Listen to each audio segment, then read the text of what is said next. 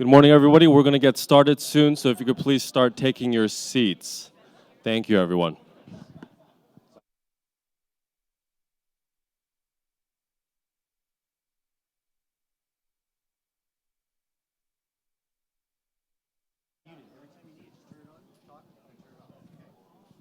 Just make sure to hand the clicker To whoever, yeah. Yep.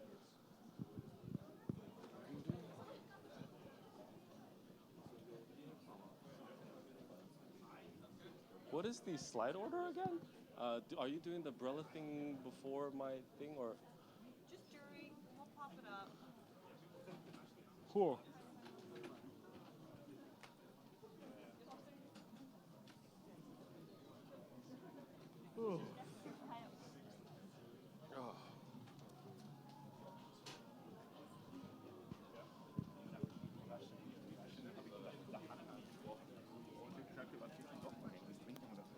Where are you going to be sitting? Huh? So I'm going to be handing this over to you in a little bit. I guess I'll just wait here. Yeah? Are you introducing Said And then Said, and then I'm going to get a mic from Said. And Okay. Yeah. Or should I just grab it from Said? you can just get on back to the stage. Yeah. Right? Yeah. Where do you want me to sit?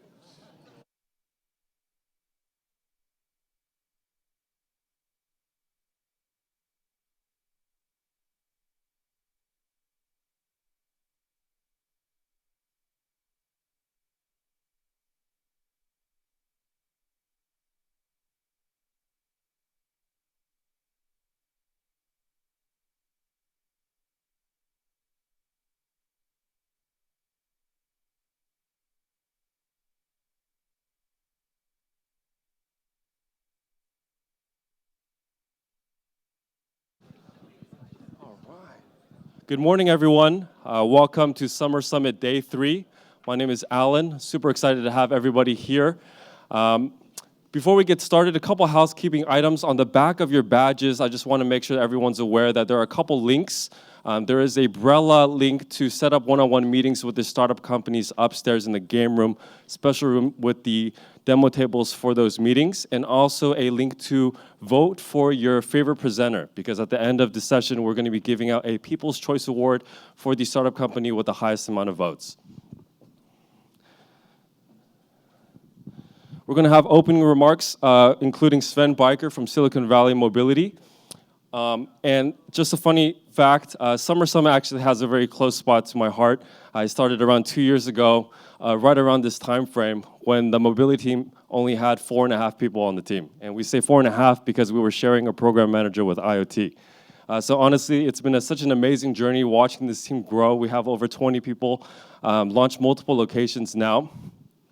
And it's just been amazing to build this platform with everybody in the room today. So why are we here today? Mobility is changing at a rapid pace. Traditional OEMs are starting to accept this change. They have made many investments over the last couple of years, notable ones this year.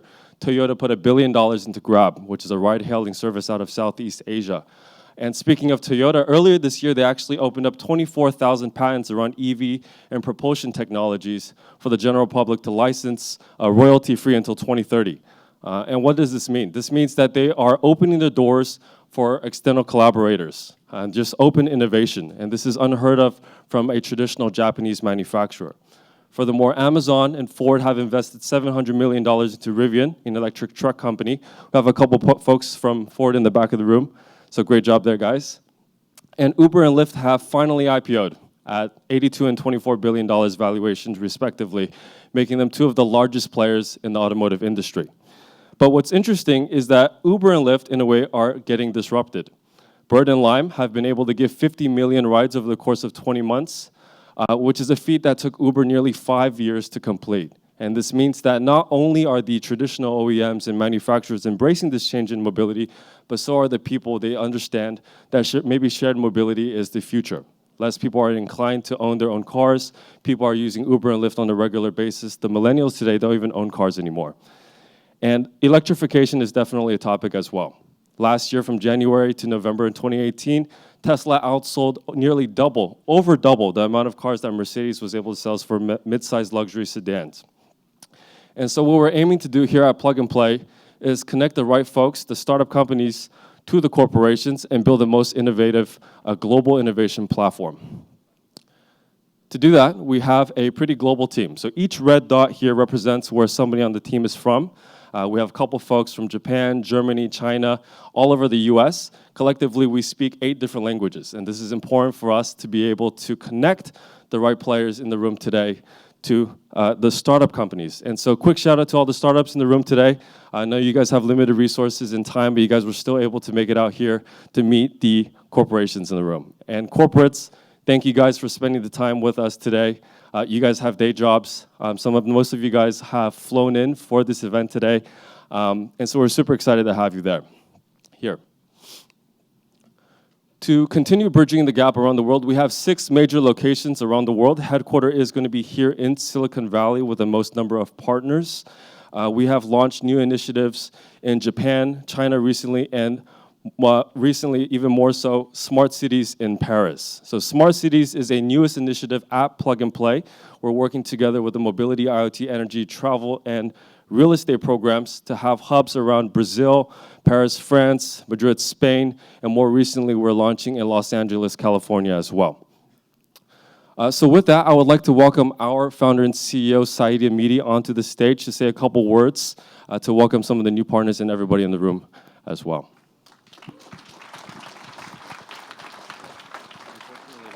Thank you, Alan. I think you did everything so well. I don't need to say anything. No, I'm just joking.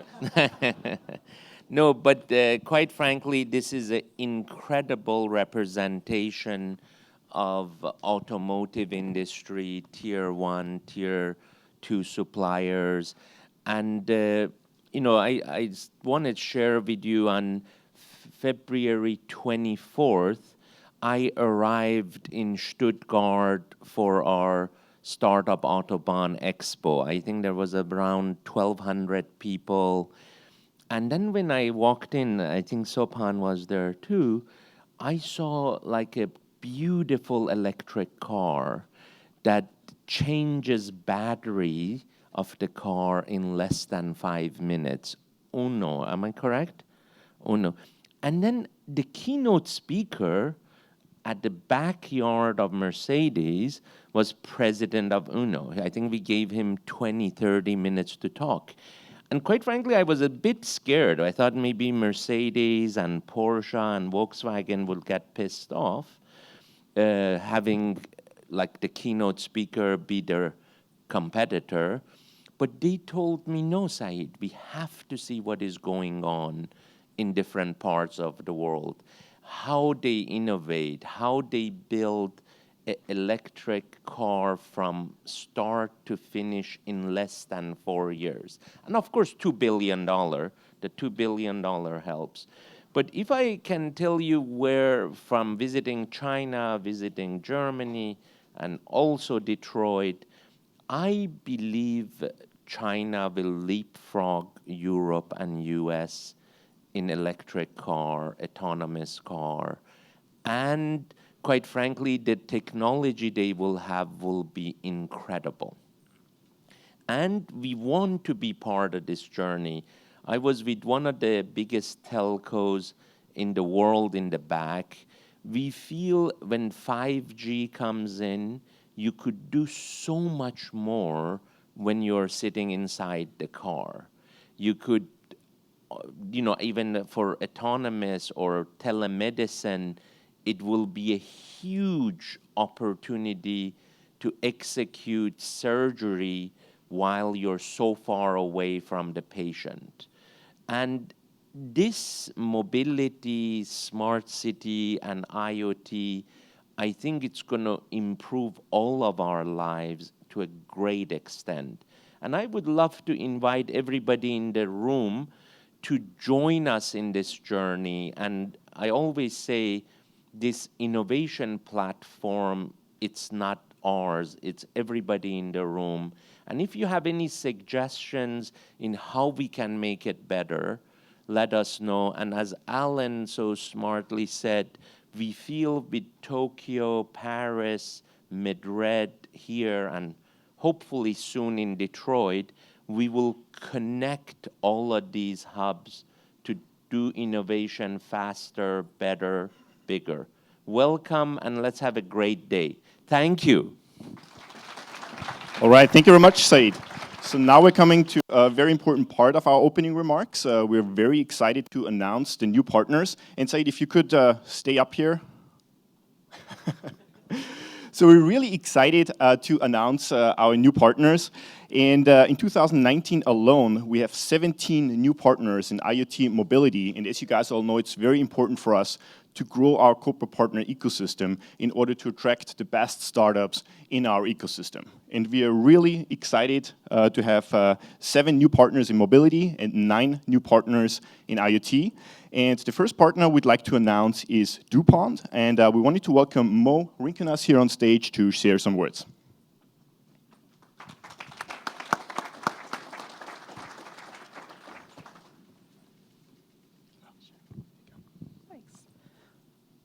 Well, hello, everybody. I'm Mo from Dupont, and we're so excited to be joining the mobility track. We're now involved in 3 verticals here at Plug and Play, and we hope to continue to expand that because it's been a really fantastic window on what's happening in these industries where Dupont plays. So Dupont Ventures, we work across 4 very diverse business units in nutrition and biosciences, electronics and imaging, safety and construction, and most relevant for mobility in our transportation, and now I believe they are calling themselves transportation and industry. So it's really great to work with partners who so closely align with where we're looking to go. It's been a really fun journey, and I'll just share one really great thing. So when I go and I work with our businesses, I think a lot of times they're afraid to engage with startups because they're so impressed with people who are out there taking risks and driving things forward. And I think one of the great things about Plug and Play is you get to meet the founders, you get to really see them as people. And just yesterday, I was in the ladies' room, and I promise I won't go any more TMI than that, but I saw a startup who was kind of nervously practicing in the mirror. And so it's great to see that, yes, you guys get nervous like we do, but we love to see your passion, and we're so excited to keep working with the startups here at Plug and Play. Thank you so much. Thank you very much, Mo. We're looking forward to work with you guys. So next up, I wanted to welcome Motus as a new partner, and I wanted to welcome Veneers the bear here on stage. He traveled all the way from South Africa here, so excited to have you here. Thank you, Johannes. Good morning, everyone. Yes, we're very excited to be here. As Johannes said, we're Motus. We're the largest dealer group in South Africa. We also have operations in the United Kingdom and Australia. And our business spans the entire ecosystem. So we do import, retail, distribution, financial services, insurance, fleet, car rental, the whole value chain locked up in South Africa. But we also understand that the dealership environment and the traditional dealer model is changing. So our tech focus areas are mobility, service offerings, how can the dealer change to sort of provide additional services to the customer, and digitization of that whole experience. And we're excited to be here. Great meeting all these startups, and looking forward to today.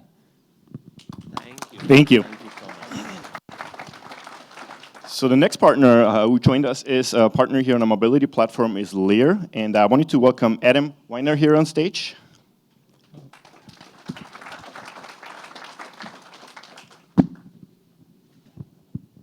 Thank you. Good morning, everyone. I'm with Lear Corporation. We're a global automotive technology leader in seating, electronics, and electrical systems. We operate in 39 countries, have a team of about 170,000 people globally, and work with over 400 vehicle nameplates in every major automaker. Lear Innovation Ventures is the innovation arm, started about a year ago, and we're focused on product, process, and business model innovation. If it touches autonomous, connected, electrified, or shared mobility, we're definitely interested. As Mo just said, there's the side where the big companies are afraid to work with startups, but there's the other side of that, and I know this will be very shocking to all of you, it's not so easy for startups to work with large companies a lot of the times. I myself come from the startup world, and it's intimidating to work with big companies. It's hard. You don't know the right steps to take, and you're always looking for what they're looking for. So with this group and this partnership, we're looking forward to working much closer with the startups, being that bridge between the business units and the startups, and hopefully partnering with and investing in some really interesting startups and creating some new collaborations. So thank you guys. Have a wonderful rest of the session today. Thank you very much, Adam. Excuse me. So the next company he joined us as a partner is Nexen Tire, and I wanted to welcome Don Lee here on stage. I think you guys just joined last week, so that's exciting. Thank you. Pleasure. Thanks. Thank you. Hello, everyone. My name is Don Lee, and I'm responsible for operations of our Nexen Tire America Technology Center located in Akron, Ohio. And we are really excited to join with Plug and Play, and we look forward to working with great people. I'd like to introduce you to Nexen Tire briefly. Nexen Tire is a global tire manufacturer that makes passenger light truck and SUV tires for both replacement market and OE car makers. And we've been making tires since 1942, which is way before the Korea auto industry didn't start yet. And actually, we are a forward-thinking company. Look forward to expand our technology into the future, which is built in our name, Nexen, a word of combination, next century technology. So we need to find a unique way to innovate a product which is tire that is, obviously 100 years old. And tire industry is quite competitive these days, and everybody's working hard to innovate and put their product into the forehead leading technology. So we look forward to working with great people and great startups. And I'd like to say one thing. Our decision-making process is really, really quick and efficient. So once we find a good partner, and we will go forward really, really fast. And thank you very much. That's exciting. That's important in the startup world. So next up, we're excited to have Hitachi here on board, and I wanted to welcome Paul Liu here on stage.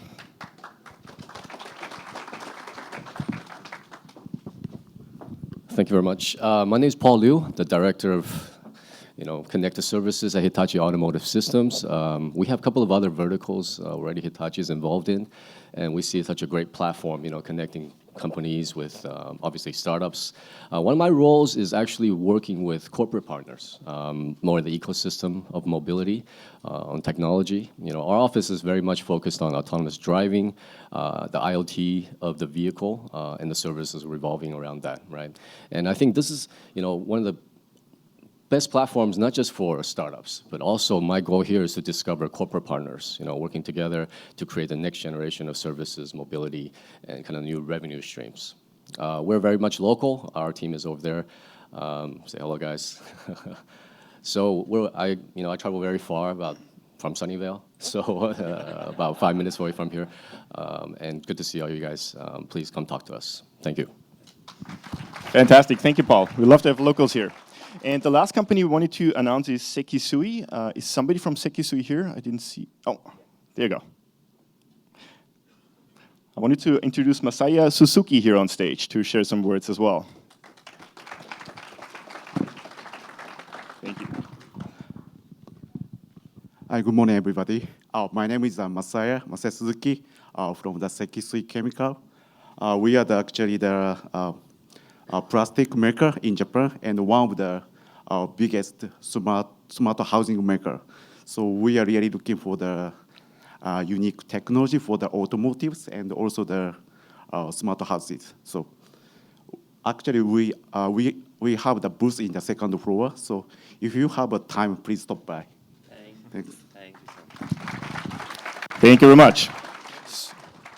You know, if I may just add something, we feel to really implement like innovation in an automobile, you need multiple suppliers. And we feel this platform, a few of our guests mentioned, it is not only to work with startup, but to work with each other.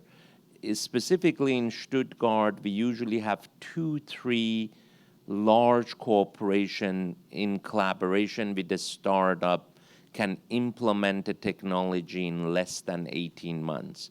And if everybody is not around the table, the same implementation would take 4 years. So we really recommend that you meet other corporation, other system integrators to implement projects faster. Great to be here. Is my job done? Yeah, okay. One more last job for you, Said. We actually will announce now the Innovation Award winner for this year. As you guys all know, we're choosing like the Innovation Award winner, and we're choosing companies who are very active in our ecosystem. And the winner of this year's Corporate Innovation Award was really active. They have been partnered with us since a year and 10 months, roughly. They worked on over 30 pilot projects here and in Stuttgart, and 6 of them they are working on implementing into production. And we are really excited to announce Webasto as the Corporate Innovation Award winner, and we'd love to have Michael Hülsner here on stage to share some words. Thanks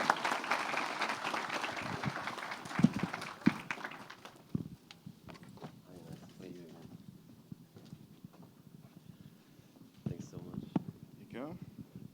Hi there, everyone. Also from my side, so many well-known faces, actually a lot of more new faces that I see here. I think you changed a bigger location now. We've been in the program for 2 years now. It's been a fantastic journey so far. Many projects we started. I think more than 40 projects we actually started with startups. Half of that in Stuttgart in Startup Autobahn, where we started as a founding partner together with Daimler, Porsche, ZF, and so on that are running in Stuttgart. And we are also closely watching the program here, being here on the big summits. And so far, we took a lot of innovative ideas. And thanks to Said and all the team, Johannes, Sopan, many thanks for everything. It's been a great run for us to be part of that mobility, fantastic innovation journey. Thank you very much. Make a picture here.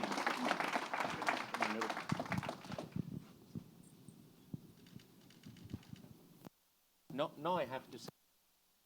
So this Innovation Award really represents hard work from your team to not only evaluate the technologies, but really take it to the next level.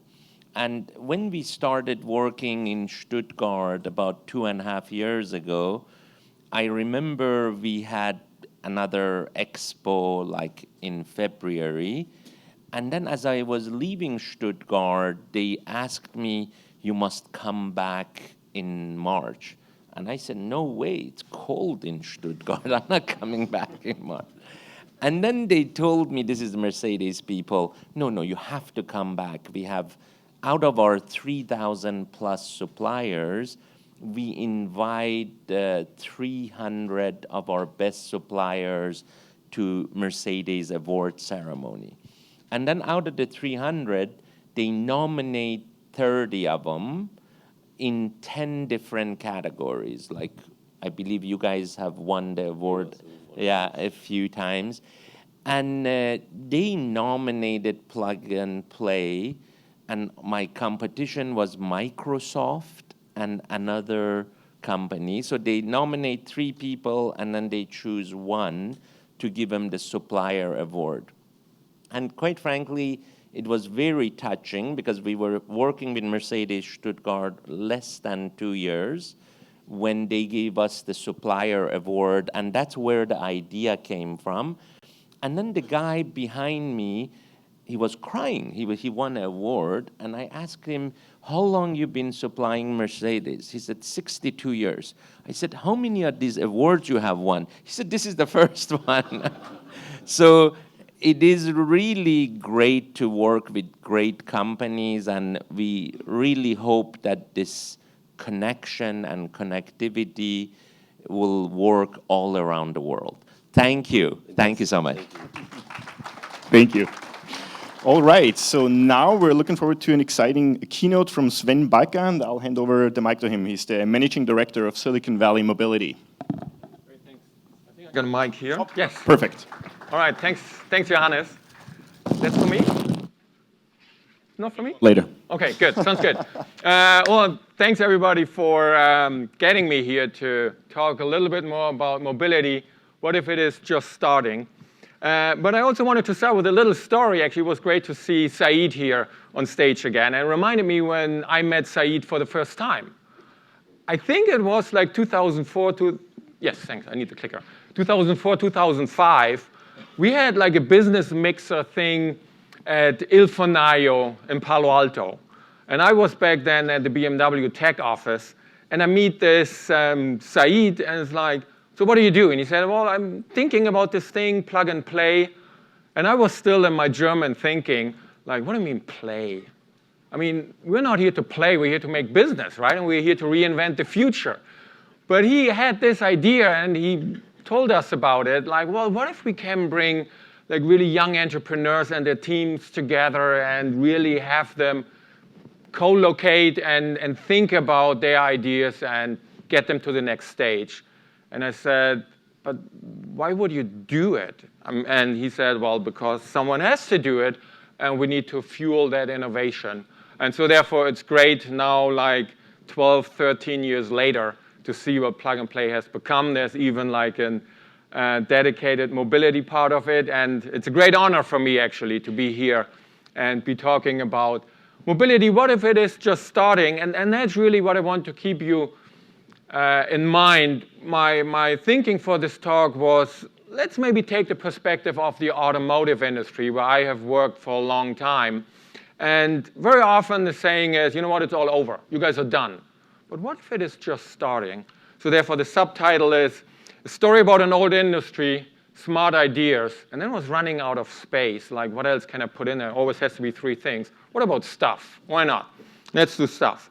So what if Silicon Valley reinvented the automobile? What would it look like? And we could say, well, Tesla, duh, that was easy. But yeah, but what about the user experience? Because after all, an automobile still probably will need some kind of propulsion system, whether that's a combustion engine or an electric motor, remains to be seen. There are probably some safety systems, and brakes also wouldn't be too bad. And actually, if you see where you're going for the time that you are still driving, you might also want lights and things like this. But now if I thought about this, what might the user experience be like? I thought, well, it might be somewhat different, because if you get like the check engine lights, and if a social media company designed the system, they might say, hey, that actually gets 5.8 million views every year, and actually some people really like it. Seems like they don't understand what it is. Quite a few people hate it, but you can share this, because that's a great new user experience now. What if the airbag was made by a video streaming company, where they said, well, we can deploy this content after this little ad. Can you wait a moment before we deploy the airbag? What about brakes basically voice operated by some smart speaker system? You know what, I didn't quite get there what you said there, but you can ask me to basically slow down, stop now, or don't move. What do you want? Not a great idea maybe for brakes. Or what about headlights? If that was done by a major search company, it might be something like, well, due to copyright laws in your region, we can actually not show you more right now. You get the point. There are different approaches, obviously, to technology and innovation. And not all of it is just by ingenuity. We are so smart to do it. We are also regulated by quite a few things, whether that's what we can show or cannot show, but also what has to be in a car, and that an airbag actually needs to deploy within 20 or 30 milliseconds. So that's actually quite fast. But where do these cars come from? And I told you I wanted to basically elaborate a little bit more about the automotive industry and then how it feeds into the Silicon Valley ecosystem. But what has been going on in the automotive industry lately? And you can say, well, actually not a bad place. Keep them coming. It's like 1.3 million motor vehicles in use globally. I assume that we have a certain number of people in the room, about 400 or so. So I assume that about maybe 300, 350 vehicles basically were used today to get us here. Just about a few years ago, we had like 97 million vehicles produced per year. I think the 2018 number is slightly down. It's around 94 million, but still, that's a lot of vehicles. When we basically do a back-of-the-envelope calculation, quick in a business meeting, we say about 100 million vehicles every year that are being produced. Nice addressable market, not too bad. And actually, motorization, which is measured in terms of vehicles per capita, it's going up. 2.3% lately, largely due to emerging countries, but it doesn't really look like that it's all over. But who knows? Mobility these days very often is something like this. And it might be over very soon because, after all, in 2017, Uber basically surpassed yellow taxi in New York City. And we see all the traffic also that seems to be generated just because of Uber here in San Francisco. And at the San Francisco airport, they are now regulating where Uber and Lyft vehicles can actually pick up passengers and so on. So there's a lot of disruption already. And for 2021, many of the vehicle manufacturers and tech giants and startups basically say, this is when we'll have the self-driving car. Well, that's not that far out anymore, just 2 more years. You might wonder why 2021. My sense is many of these announcements were made in 2016. And in 2016, they said, in 5 years from now, we will have the autonomous car. So let's see what's going to happen year after next. But also, some forecasters basically say by 2030, vehicle ownership will be obsolete because we will just be in shared and probably automated vehicles. So let's see where that's going. Are we already on a sinking ship? Did we hit the iceberg because the rudder was too small and the tanker too big? Is it all over already? And just the band plays on? Is that what's going on here? Because a few more numbers, like what indicates basically the state of the industry, that Volkswagen, for instance, expects this year about 5% revenue growth.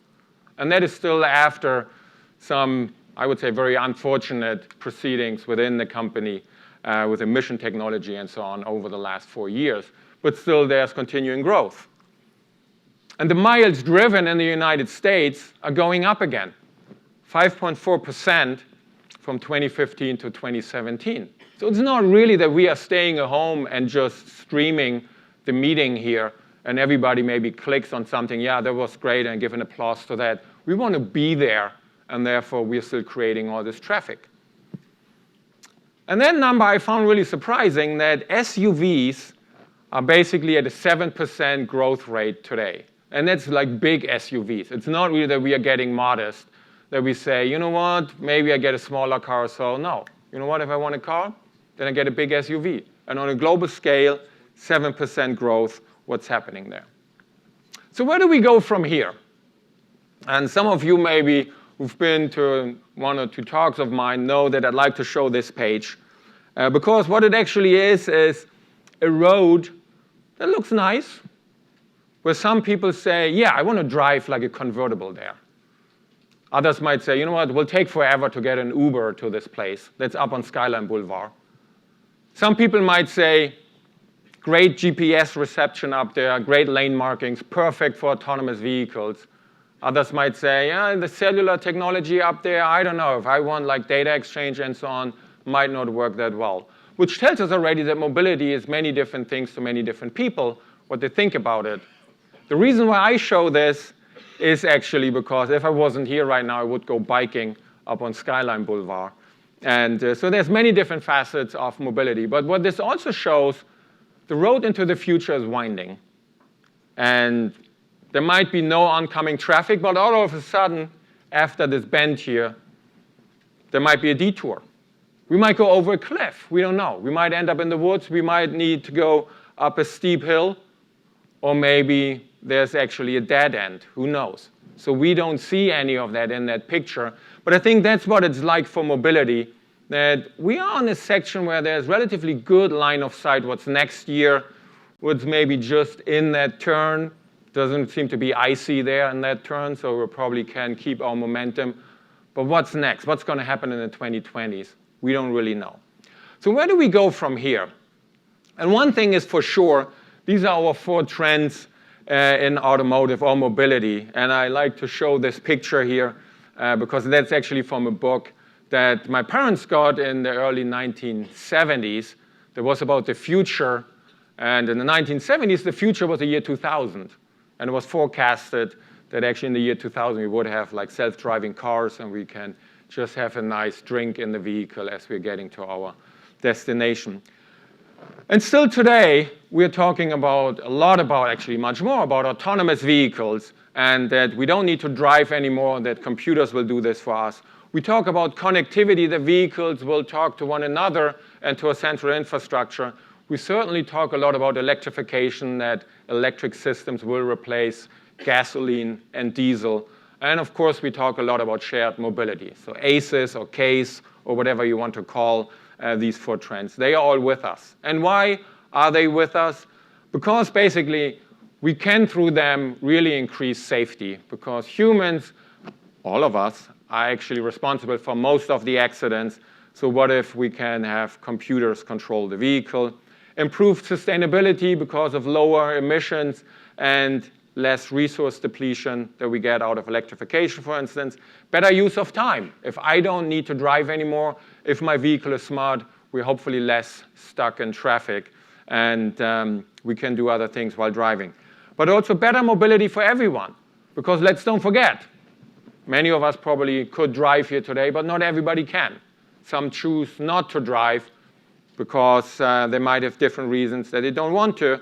But it's not really that even if the cities are very often designed to be explored by automobile, not everybody can do this. So this is where shared and also automated mobility can help a lot.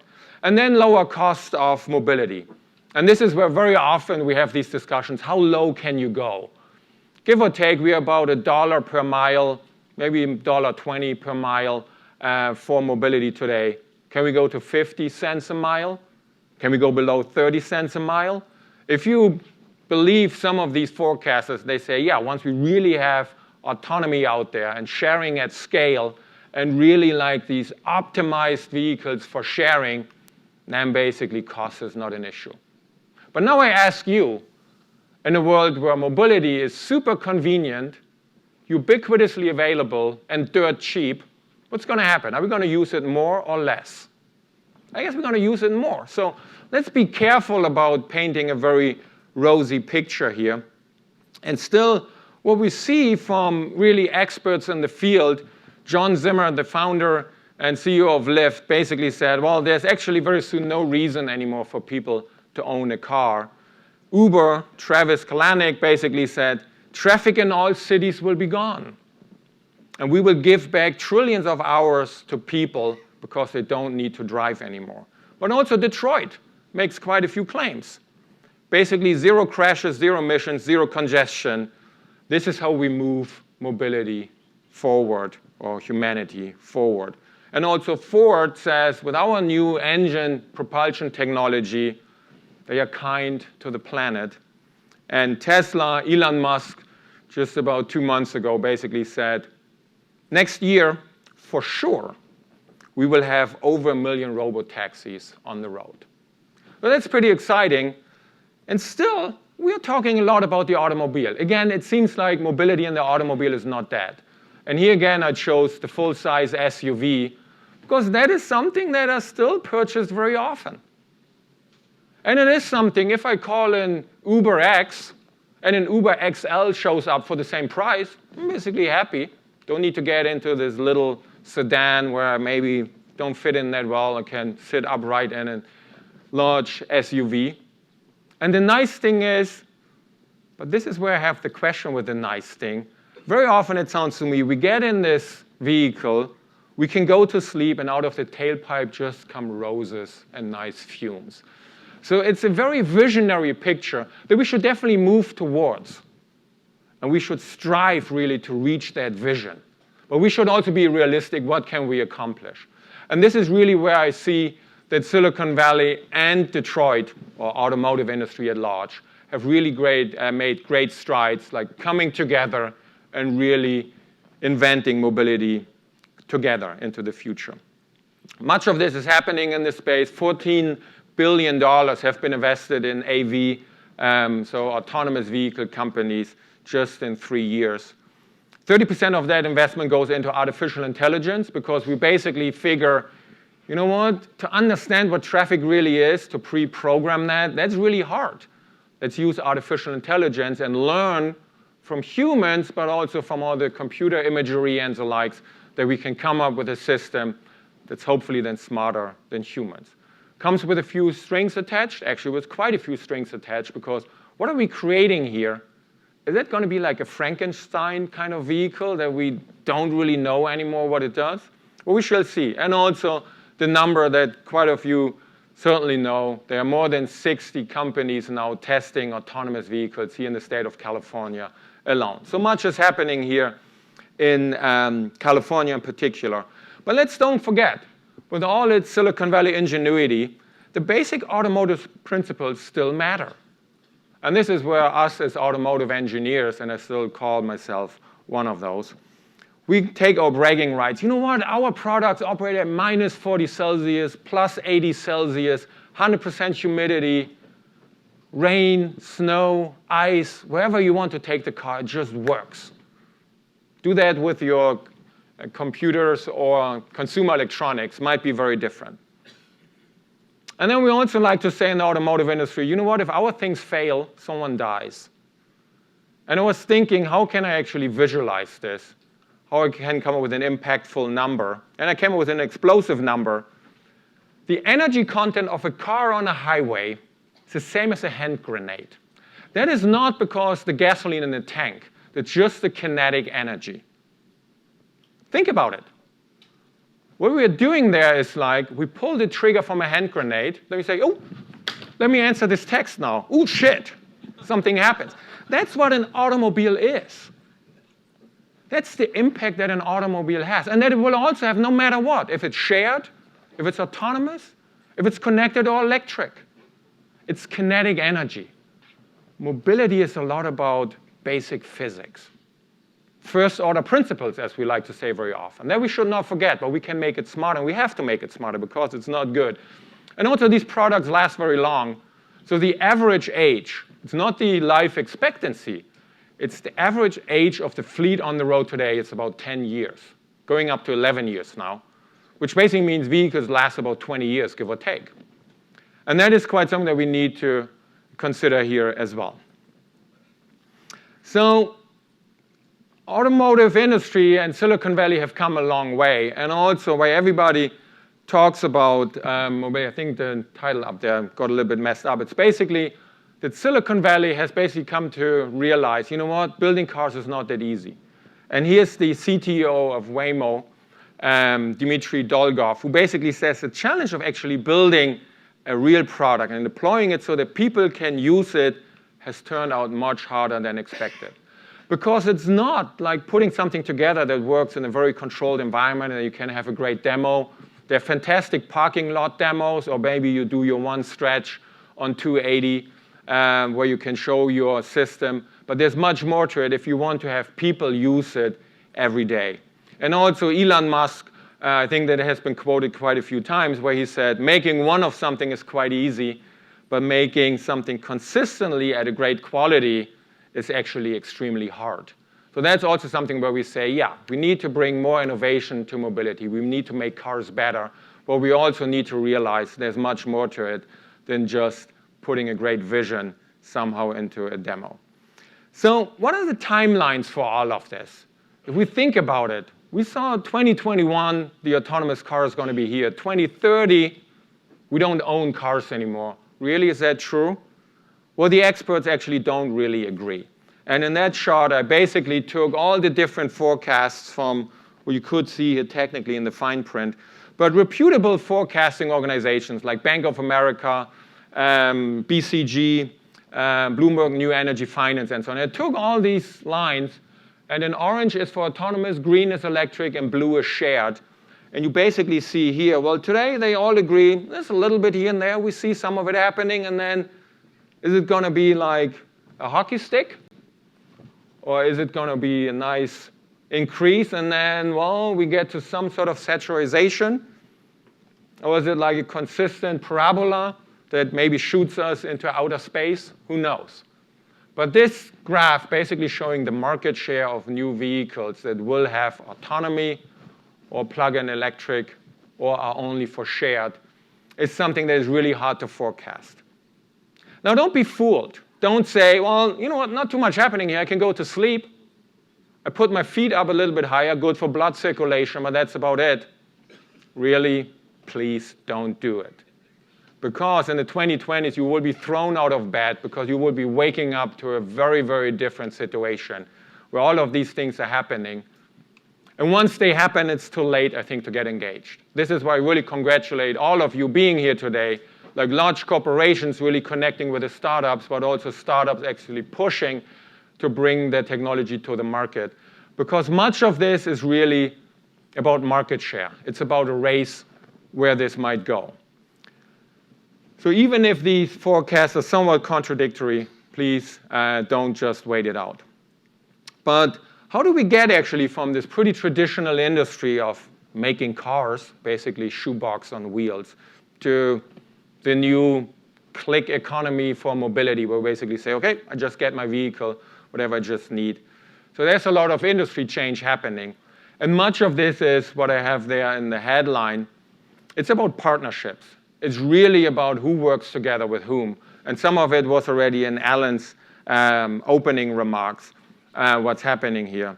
Toyota investing in Uber, it was just $500 million by itself into Uber to actually help with autonomous vehicles. Ford and Volkswagen, you would think competitors, but basically teaming up for the development of autonomous and electric vehicles. And also General Motors sharing platform, Maven, that is running into challenges, yes, but at the end of last year, they also said, you know what, our platform is not just for us. We also welcome other vehicles on our platform. Again, it's about market share. It's about scale. It's not something 2023 you figured out like the optimal solution, then others are already in there. And also what Alan showed earlier, the rate that it took Uber to get to a certain number of rides and now Lime or others for micromobility. So that's what's happening. So just waiting is not an option. Amazon investing in Aurora, so a very ambitious autonomous vehicle company. And when you were following the news just earlier this week, there were some larger car companies that started actually with an alliance here as well, but now are pulling out and are working with other startups. So it's not something, and that's what I really want to leave also with the startups here, just because you get a contract with a large manufacturer today, that doesn't mean that this will carry you through all the way to a product launch, because there are changes going on here. Again, this is not about waiting, this is about being fast. Very similar partnership, Mercedes and BMW, what we had here, Volkswagen and Ford. And Amazon, again, investing in Rivian. This is what Alan, I think, had as well, into electric vehicle trucks that Ford then joined as well. And just last week, I think, the Jaguar Land Rover and BMW announced, we're going to work together on electric vehicles. What does it tell us? It really tells us that these partnerships are key. But really, if we ask further, why are they key? Why are they so important? They are so important because nobody can figure it out by themselves. Just autonomous or electric or connectivity or sharing by itself is too big of a topic that one company can do it by itself. And even more so, those combined, it's really something that you have to do in a partnership because the investments are so huge. The ideas that you need, you don't just find within your organization. And really to come to the market share, that's not something where you want to have like a General Motors mobility ecosystem and a Toyota mobility ecosystem and a Volkswagen ecosystem. It's probably much more unevolved because you also need to work together on regulation and how to prepare the market. So it's not really if big will eat the small. It's really someone like who's the fastest and will leave everybody else in the dust. So what is this race all about? Is it a sprint? Probably not. Doesn't look like a sprint. I mean, even if 2021 is pretty close, but sprinting to 2021 is something. But is it a marathon throughout the 2020s till we get to 2030 and everything has been figured out? I don't think so. I think it's actually more like a triathlon, and actually much more like a team triathlon, like a relay where like I'm a good swimmer, she's a good runner, and he's maybe a good cyclist. And we need these different skills, and we need to work together. And even if I screw up the swimming in the morning, we still have a chance to win because we have really others who will pull the team forward. So it's not if, as a sprinter, I basically missed my start, I cannot correct anymore. It's really much more. So keep that in mind. Yes, it is a race, but it's a very particular kind of race. So in the beginning, I asked, what if it is all over soon? But it's really much, much more, what if it is just starting? And to forecast the future, I'd like to show this thing, which is the Muller saucer car. It's really, don't really look at the past. And I really find it is okay to not be able to predict the future. And that's what I've basically come to conclude. What the future of mobility is going to look like, I don't really know. But there are all these different aspects that are happening. And really one has to be quick in observing the market and also revisit your ideas and your partnerships and your investments. But really, it's not okay to just wait until it happens because the future is being created every day around here, but also at all the major corporations around the world. And it's really great to see all of those come together here today at Plug and Play. And therefore, thanks for your attention. I'm looking forward to learning much, much more from the startups in the room and everybody else. Thanks very much.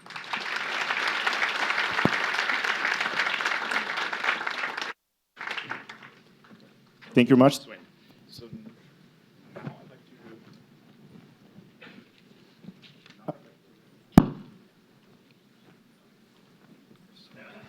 I didn't realize that we had so many same information.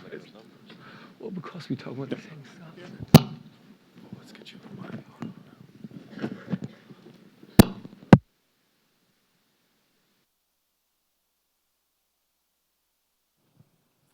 Hello. Thank you.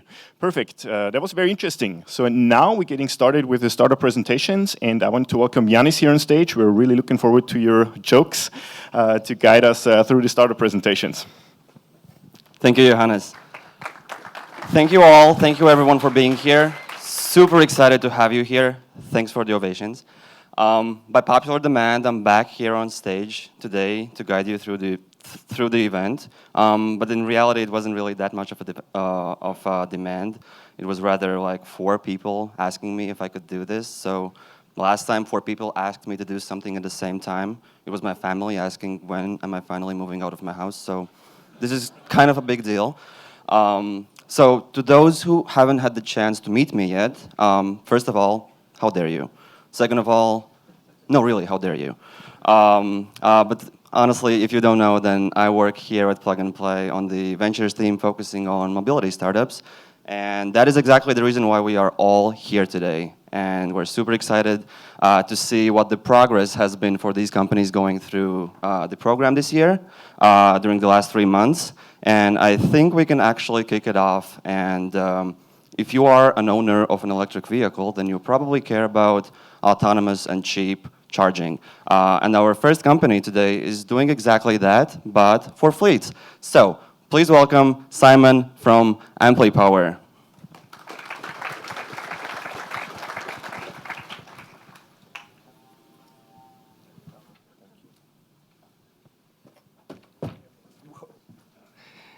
Good morning, everybody. My name is Simon Lonsdale with Ampli Power.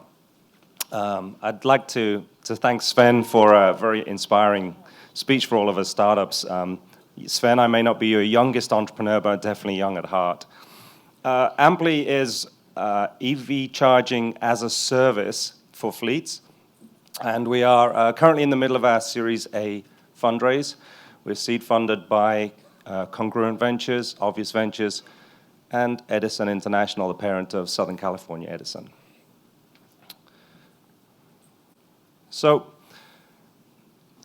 our customers at Ampli are fleets of buses, fleets of trucks, fleets of rideshare, lift share, car rentals, corporate fleets. So all kinds of vehicles that are now turning to electric. This is the big thing. Everybody thinks about the electric vehicle charger as they start to go into an electric vehicle, But in terms of a fleet operator, there's so much more for them to worry about. There's finance, there's software, there's future-proofing, there's cost. Ampli brings all of that together for these fleet operators. Think of yourself as a fleet operator having 300 diesel buses. You move your first 10 buses to electric, you've still got the rest of your job to do. And so what Ampli does is we take away the complexity of all of that. And just like solar did with a power purchase agreement, or just like Amazon Web Services did with compute, we turn it into a service that they pay us by the mile driven or by the kilowatt hour dispensed into their electric fleet. And we manage the procurement of the equipment, the construction of the site, the operations, and a guarantee that those vehicles are fueled. We operate this with technology, and that's how we optimize and we do this charging as a service that has been unable to be done before. We have a technology platform that allows us to monitor and manage and optimize by talking to the vehicles, by talking to the chargers, and by talking to the grid. And so bringing it together, it's a very simple value proposition that people understand, but it's very important for these fleet operators that have the rest of their job to do. As they move to an electric vehicle fleet, we can give them a fixed price, guaranteed service for their electric fueling. If you can think of it like that, we put a fuel supply agreement in their hands for a long-term fixed price contract. No variability in their price. You will know that your electricity at home varies by how much you use it, whether you have a time of use or a demand program in place. We are the electric transportation PPA, and we enable fleets to migrate to electric fuel at scale, getting past that first pilot project and at scale. Thank you very much.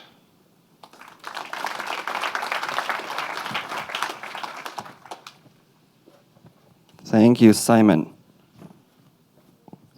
Our next company today is also working in the electrification space, but instead of putting electric motors in regular vehicles, what they are doing, they're putting an electric motor in the wheels of the vehicle. Please welcome Marcus from Orbis.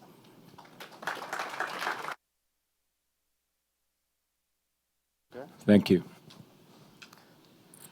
Hello, good morning, everyone, and really pleased that Orbis can be here with you today. I want to express real gratitude to Plug and Play, who have given us a tailwind, and particular shout out to Alan and Angie, who have just really led us through an exciting and dynamic program. So a little bit about Orbis. I only have 29 key points that I have to make in the next 3.5 minutes, so good time to take a nap if you need it. But in all seriousness, the top line is, some of you may have seen that our technology called Green Wheels is actually on exhibit outside on a vehicle. That vehicle has been undergoing testing with the Department of Defense. Briefly, what Green Wheels is the world's, this is supported by third-party data, the world's lightest, most compact, least expensive, and most efficient electric drivetrain. And as I said, we'd love to have you out, come out to the parking lot, give you a ride.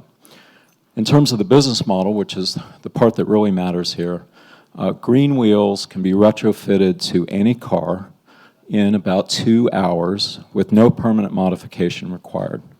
This is particularly important in the markets that we're planning to serve, which are emerging markets where the established vehicle fleets number, in our case, we see an addressable market of about 100 million subcompact cars, and they're operating in environments with no electrical support, meaning it's going to be 30 years before they see electric car purpose-built EVs.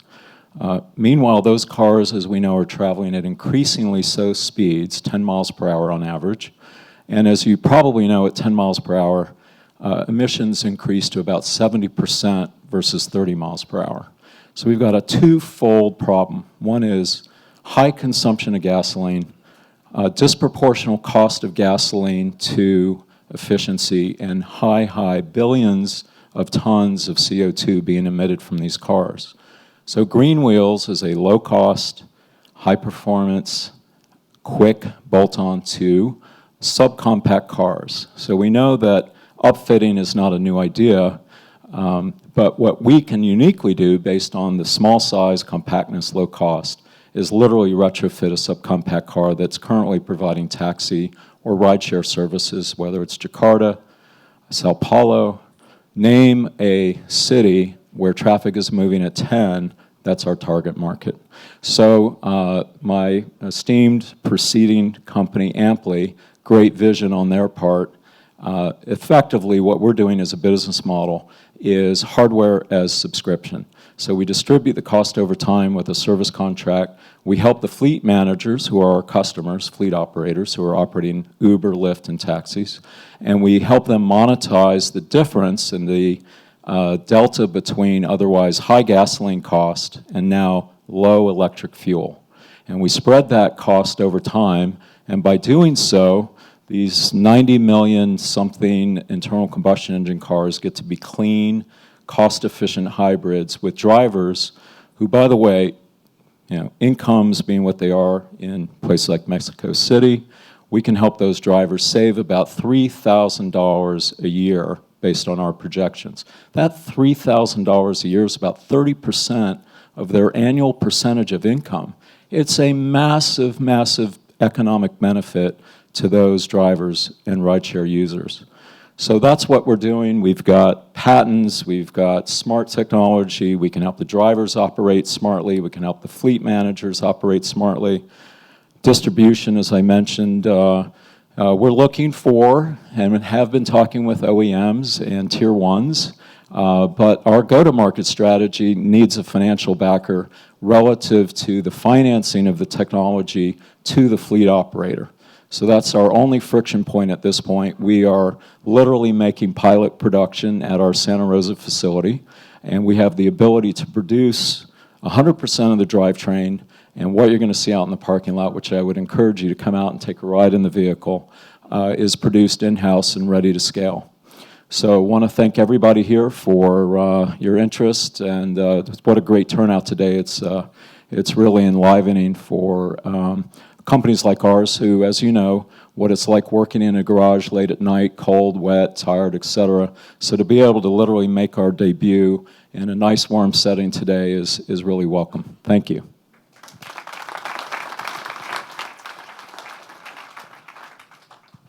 Thank you so much. Point Cloud is developing a technology that is capable of capturing velocity and three-dimensional information of objects around you. To tell you more about the technology, please welcome Sasha.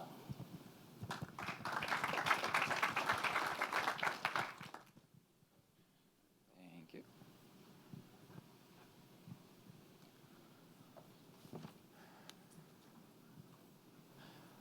Hi, I'm Sasha. I'm with Point Cloud, and I'm here to talk about what we're doing with 3D imaging on silicon. So at Point Cloud, we're working to help machines see in 3D. And we want machines to see dynamically. And by that, I mean having them concentrate their attention on where the action is in the scene. We also want the machines to see with clarity. And by that, I mean we want them to have really good resolution in time and space. And we're doing this by building a platform which is adaptable to different vision scenarios in different markets. So let's look into that. So we'll start with automotive. Its specifications are probably most documented and best known. There's also general automation, so things like drones, last mile delivery vehicles, robotics which say clean the floor at an airport. All these systems are in need of better vision so they can have better perception and so they can do their job autonomously. There's also mapping markets for consumer and industrial. So like your AR and your handhelds currently does not have a perception solution, which is completely worked out, so we're looking into that. And there's also just wide industrial markets like factory, automation, warehouse automation, and other robotic systems. Now, this is a wide range of markets. We are concentrating on automotive and a few industrial applications, but we really like hearing about all of the different perception needs, so please come us if you if you are in that space. What is different from us compared to other LiDAR company is most LiDAR systems are system integrators. We're not taking that approach. Instead, we're building a solid-state monolithic system from the ground up. All of our optics are consolidated onto a single chip, and that means no moving parts, no mirrors, not even MEMS. We also have silicon for signal processing, some of it custom and some of it is off the shelf, and we have a working on a software stack to do the perception using these sensors. And our differentiator is this very high level of integration. By building a monolithic system and reducing the number of parts, that reduces cost. Not having moving parts increases the reliability. And by having a modular approach to our chip design allows us to be flexible and serve different markets and different perception needs. So here's another way to look at manufacturing LiDAR. And this slide is taken from Yole, which is a research organization in the space. So if you're a LiDAR manufacturer, you're looking to source parts from a number of suppliers. We're not doing that. We are designing a chip which consolidates all of these components so we don't have to rely on so many companies and we can go faster and at scale. Our team is based mostly in San Francisco. We also have a team in England. We have a lot of experience in integrated optics and integrated electronic systems. We're working with manufacturing partners which are already making chips for your phones and for your cars. And we're not trying to actually build anything in-house. We are relying on a contract manufacturing models. We already demonstrated some key components. We have an in-house LiDAR system which is FMCW, and it has great performance at range and at low power. We've demonstrated a 2-axis beam steering system without any moving parts, and to our knowledge, it is the first commercially viable and scalable approach. We have customer engagement in OEMs and Tier 1 manufacturers. So in summary, we're building a 3D camera to enable AR, autonomous mobility, and robotics at scale. Please come find us afterwards if you're in this space. Thank you.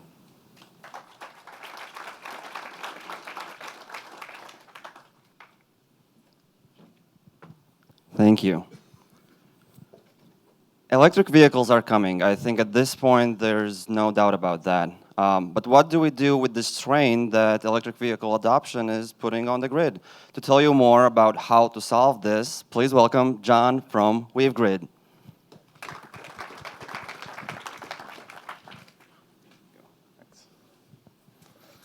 Hello, everyone. My name is John Taggart. I'm the CTO and co-founder of WaveGrid. We're a mission-driven company building software to help with EV grid integration. So we see rapid transformation in the automotive sector as automakers move more and more towards electrification. This is driven by a number of different trends, both supportive policy due to environmental reasons, rapid technology improvement, increasing model availability, and consumer acceptance of EVs. At the same time, cars are becoming more and more connected. Every new car today comes with its own, or nearly every new car today comes with its own mobile connection. And this is creating an opportunity for automakers to find different ways to help their consumers and improve the experience for drivers, as well as to explore new business models around the use of that data. We think that's especially true in the case of electric vehicles, because not only do you have the data, but you have this energy resource that you can leverage to help support other things. Now, the reality is, on the grid, there's not really a clear market for a lot of these services. There's very little visibility into utility system needs. And so you need to solve this data fragmentation issue before you can start accessing a whole host of different services that can help provide value.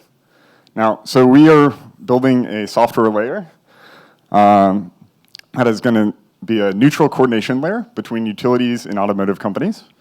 And we believe that this will help them unlock value streams that currently are inaccessible. I'm happy to report that we just closed our first round of fundraising, and we're building out our team. And we're looking to partner with automotives on early pilot projects and discuss long-term strategic alignment. So thank you very much.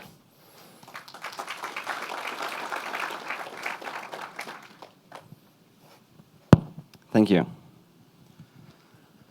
We have a long day ahead of us, and we also have a lot of companies that are dear and near to our hearts. So let's be mindful. Let's keep our presentations in the time frame of 3 minutes. But now, our next presenter's biggest mission in life was to convince his PhD supervisors to ditch their promising academic careers and instead join his company. So please welcome Moshiel from Adionics.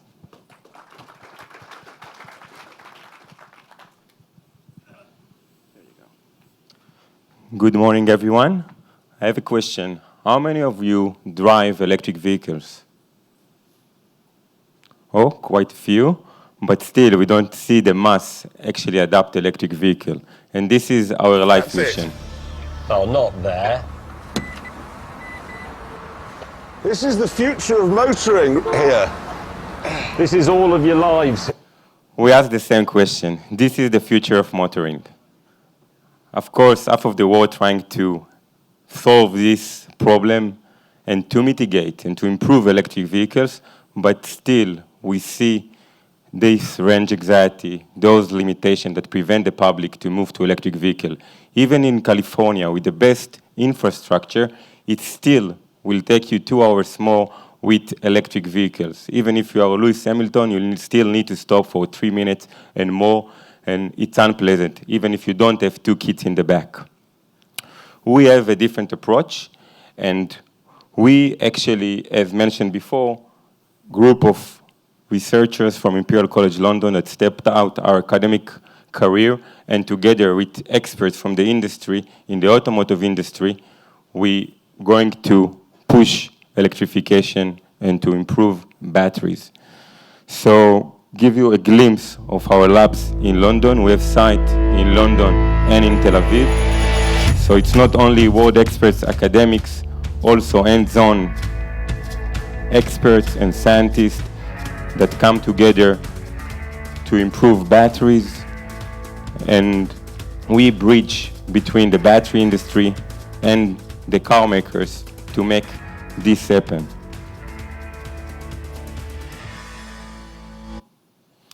So today, car makers focus on battery system, on the cooling system, on the BMS, lots of improvement. But the key component in the battery system is the cell, in terms of the performance, also in terms of economic. 80% of the cost of the system is the cell. Battery manufacturers focus on the cell, but we don't see any difference in the last 30 years in the architecture of the cell. So we, by redesigning the architecture of the cell, the key component, can better define the performance of the battery system, battery pack, to give to the car makers better insight on their vehicle. What we can bring to electric vehicles, we can extend the range by double reduction of the charging time by 50%. This is without any additional cost. We invented a novel manufacturing process to deposit metals at room temperature in 3 dimensions. No powder, no any lasers. In aqua solution, we can get 3D image structure. Those structures, battery scientists, was for us obvious to implement that into batteries, and we replace tiny component, but the improvement is huge. It's not a science project, it's already happening. We are having a process with car makers to actually integrate those cells into their vehicles. So we are chasing after a big opportunity. You are welcome to come and join us to make this actually happen. Today, everyone, as I mentioned, work on batteries. We bet on the race, but not on the horse. Each battery chemistry can benefit from our solution. Thank you. Thanks. Our next company today is working on ways how to increase the efficiency of OEM facilities by driving cars with AI. Please welcome Tim from Copernicus.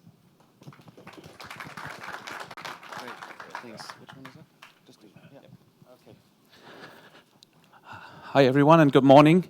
Our vision is to build a technological bridge between the world of car makers and the best AI companies out there. And we believe that only together the result will be a safe and reliable car. And I think the recent history has proven us right. So let's imagine in a few years what's going to happen. In a few years, autonomous driving will be legal, and there will be car manufacturers who want to produce that. And we'll have a new breed of AI suppliers like Aurora, Pony, AutoX, and they will deliver autonomous driving technology in the form of neural networks, and they will deliver it every day. And what then comes to a car manufacturer is a huge set of neural networks every day, and the car manufacturers have absolutely no solution and no way to deal with it. Now, we have built a technology that basically solves this, and it's something that resides in the car, and it's an autonomous automotive middleware. And we have something that resembles an app store where the AI developers feed in their software every day, and then we take care of the rest and basically delivering it to the car and taking back all the testing. And that solution manages the processes of autonomous driving from the point of view of the automotive manufacturer, who is ultimately in charge. Now, this is easy to look at if you say, okay, why do we have to change neural networks? If you are in the UK and you travel to France, something has to happen. If you switch from left-hand drive to right-hand drive, all of this has to happen in the background and fully autonomous, fully automated for autonomous driving. So updating, switching, and also benchmarking of neural networks is something that we do. Now, as Janne said, we want to introduce autonomous driving as soon as we can, and it will take a while in most of the countries until level 3, 4, 5 full autonomy will be ready and allowed. But we can put AI to good use today. And we have seen, and in the discussions with the OEMs, that there's a lot of human driving and a lot that AI can actually benefit. Cost savings are massive if you have autonomous driving already today. And that is the solution that takes basically the perception, the mapping, and the path planning out of the car, equips the factory installation, and then just sends the signal to a car. And this is something that can work on most serial production cars, at least of middle and high of build quality today, and can save a lot of cost. We've done this with Porsche, and it's in installation. The POC is live in the factory in Ludwigsburg, and it's extremely interesting to see that this is now proliferating into in the production use cases in other companies. We're currently working with we have 40 leads with OEM developers, car manufacturers, and tier ones, and strong technology partnerships. But obviously, as every good startup, we are seeking for Series A funding. So who has some money to invest here? This is an interesting case, but we're also looking for technology partnerships and more team members here and in Berlin. Thank you very much.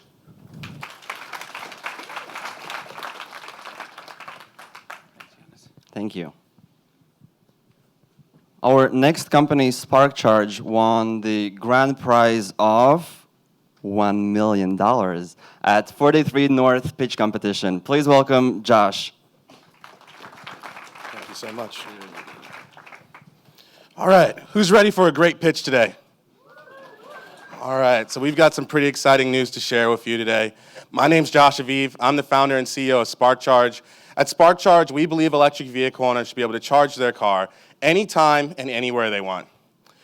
At SparkCharge, we're on a mission to make electric vehicle travel easy, and our vision is to transform the electric vehicle industry. Right now, we can see that the electric vehicle market is poised to grow, and it's poised to grow rapidly. But there's a large problem brewing here. We've talked to a lot of OEMs, we've talked to thousands of electric vehicle owners, and there's 6 key problems with our industry. Number one, automakers tell us that essentially the infrastructure is what's holding back the sale of electric vehicles. And it's not hard to see why, when 90% of all charging stations installed are slow level 2 charging stations, meaning it can take anywhere from 4 to 6 hours just to charge your car. And in cold weather, your range gets reduced even faster, which means now you have to sit there even longer. Run out of range, you're getting towed all the way back home, not to the nearest gas station, not to the nearest parking lot. But at SparkCharge, we have a solution. A portable charging station that can get delivered to an electric vehicle owner anytime and anywhere they want, whenever and wherever they want. The unit itself is small, lightweight, and ultra fast, and can be put into any vehicle from a Toyota Prius to the back of a pickup truck. The unit itself is supposed to be modular and lightweight, meaning that any EV owner can request as much range as they need. This means that one EV owner can request 20 miles of range and any service can provide it, while another EV owner can request 50 miles of range and that same service provider can provide that range to them. Essentially, this is limitless range on demand. Because of this, we're also ultra fast, charging at 1 mile every 60 seconds. That's 14 times faster than level 1 and up to 6 times faster than level 2. With our unit, we bring about a new way to charge. Now, an EV owner can be sitting outside of a coffee shop and with a push of a button have range delivered. You can now have range delivered to you while you're sitting in your house or in your apartment. You can look at your phone and say, okay, Google, bring me 100 miles of range without ever having to leave the couch. Because of this, we open up and we remove all limitations. Now, EV owners don't have to fear living in an apartment complex. Now, when you go to the dealership, the salespeople don't have to worry about selling you a car that comes attached to a tow truck. And we also remove the cost and the high cost of EV ownership, while also reducing the need for massive infrastructure to be deployed across the country. We're super excited to announce that we launched our product last week on June 7th, and the first units will be hitting the roads here in Somerville this Friday. We have some of the greatest supporters in the world, and we thank Plug and Play for their time and dedication. A lot of our partners, Mercedes-Benz, Ford, Tesla, Goodyear, GM, you name it. Thank you so much for your time and energy, and we look forward to working with you. Thank you so much. My name is Josh Aviv. Have a great day.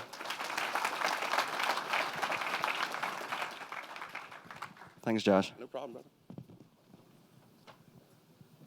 Up next on stage, we have an ex-ballet dancer and a gentleman who has won the top 10 bartender competition in Australia. And that is the same person.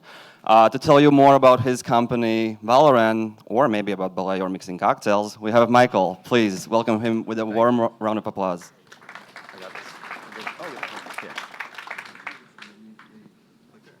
Yes, that I need. Roads, the largest infrastructure on Earth, are going through a data crisis. If you compare them to any other major infrastructure, you'll see that they are the last major infrastructure to still not get comprehensive data cover from their asset. And this has massive consequences. 20% of your time spent in traffic could have been avoided. 31% of accidents and fatalities could have been prevented. And years, if not a decade of delay of autonomous vehicle deployment could have been saved if we had operational data from our road. But we don't. And we don't because of an outdated industry that is still too complex, too expensive, and incomplete to actually be deployed at scale. And this is what we solve. We've created the first IoT-based traffic management solution that can extract and analyze data from every point in the road and can be deployed seamlessly and at less than 5% of the cost of anything today on the market. How? By replacing regulated road safety devices with an IoT sensor that has solar power systems, wireless communications, and a suite of sensors. This thing collects everything that happens in its vicinity, but that's only the first layer. You see, every 200 of these are controlled and connected wirelessly by a Valorant gateway. This gateway is able to collect this data, understand what's happening on the road, and then share this information either directly with vehicles or wirelessly to the Valorant cloud. Their machine learning algorithms allow us to understand exactly what's happening on the road. Now, the way this data is shared with our clients, the road operators, is through our interface. That allows us to detect, prioritize, and analyze every on-road event, understand its influence on a lane-by-lane basis on traffic, but then for the first time in the industry to actually see how every single vehicle on the road has been driving around that event. Looking to the future, our system already today can support autonomous vehicles in some of the areas they need most, providing a safety net by providing things like exact in-lane location in harsh weather conditions, connecting them with non-connected vehicles, providing them information about risks that are out of reach of their sensors, and providing them data as a redundancy to help mitigate cyber attacks. Now, this might all sound like a pipe dream, but we've already had paid pilots with the largest interstate in the US, the biggest motorway in England, and the largest highway in Israel. We have a data partnership with Bosch and Jaguar Land Rover in the UK, and we're going to be deployed in additional countries this year. Making this happen is our team, and this is a big challenge. And we've consistently shown that we can hire the best talent in the market to make this happen. Because it is with this team that we're going to make your journey safer. It's with this team that we're going to make autonomy easier. And it's with this team that we're making roads smart. Thank you.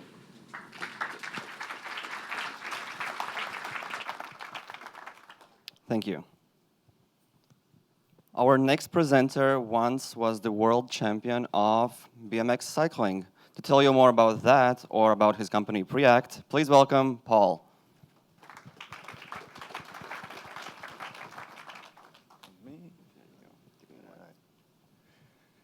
Good morning.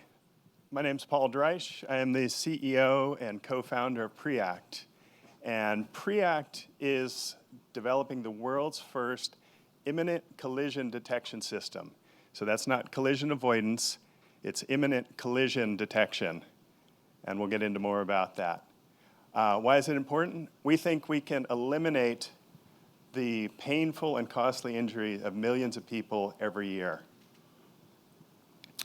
Believe it or not, 1.5 million people die every year still, even with all these great safety systems and cars getting better. Still 1.5 million people die every year. 30 to 50 million people are seriously injured in car crashes every year. Not little injuries, serious injuries. So how do we prevent that? So fully autonomous cars, decades away, as you heard earlier, so that's not going to solve the problem. Great ADAS systems like automatic emergency braking are great, but they fail in most use cases. So they're very limited. It's still a great system. So a few years back, NHTSA did a theoretical study that kind of predicted a system like Preact. And they said if something like this happened that could predict an imminent crash up to a quarter second beforehand, you could eliminate up to 86% of all severe injuries and deaths from car crashes. So I've got a little video here that kind of Only when an explains. imminent threat is determined to be certain and no other avoidance measures can be taken does the Preact system trigger a vehicle's safety systems. Unlike ADAS or autonomous driving systems, Preact Technology's system focuses on objects in the near field very close to the protected vehicle, detecting threats and triggering countermeasures up to 250 milliseconds prior to impact. In a side impact collision, Preact Technologies enable additional countermeasures. Preact's near-field sensors detect an imminent crash and determine its likelihood to be certain. The active suspension puts the vehicle at an optimum defensive angle, lifting the vehicle on the side of the impact and dropping the opposite side, allowing the frame to absorb much of the impact. External airbags are deployed, dampening the force of the impact. The passenger seat tilts them away from the impact, where every inch matters. And as before, safety restraints are tightened. Large multi-stage airbags are safely deployed. Vehicle lights are turned on, and first responders are alerted. In summary, the timing, sequence, force, and positioning of all safety systems now have the time needed to optimally maximize passenger protection. So Preact is an advanced sensing and decision-making software system. So we enable all of those things that you just saw. And believe it or not, all of those things are sitting on shelves today. Tier 1 suppliers have made a ton of systems in, thinking this is going to happen, but they've never been able to sell it because a system like Preact hasn't existed. We've won a bunch of awards already. Last week at the most prestigious auto tech event in the world, we won Best ADAS Technology. We're doing a number of POCs with OEMs and Tier 1s today. Our prototype was just completed, and we'll have an MVP level product ready for delivery in September. And we did a $2 million angel round a while back, and we're going to kick off a seed round in Q3 of this year. So that's all about Preact. Thank you.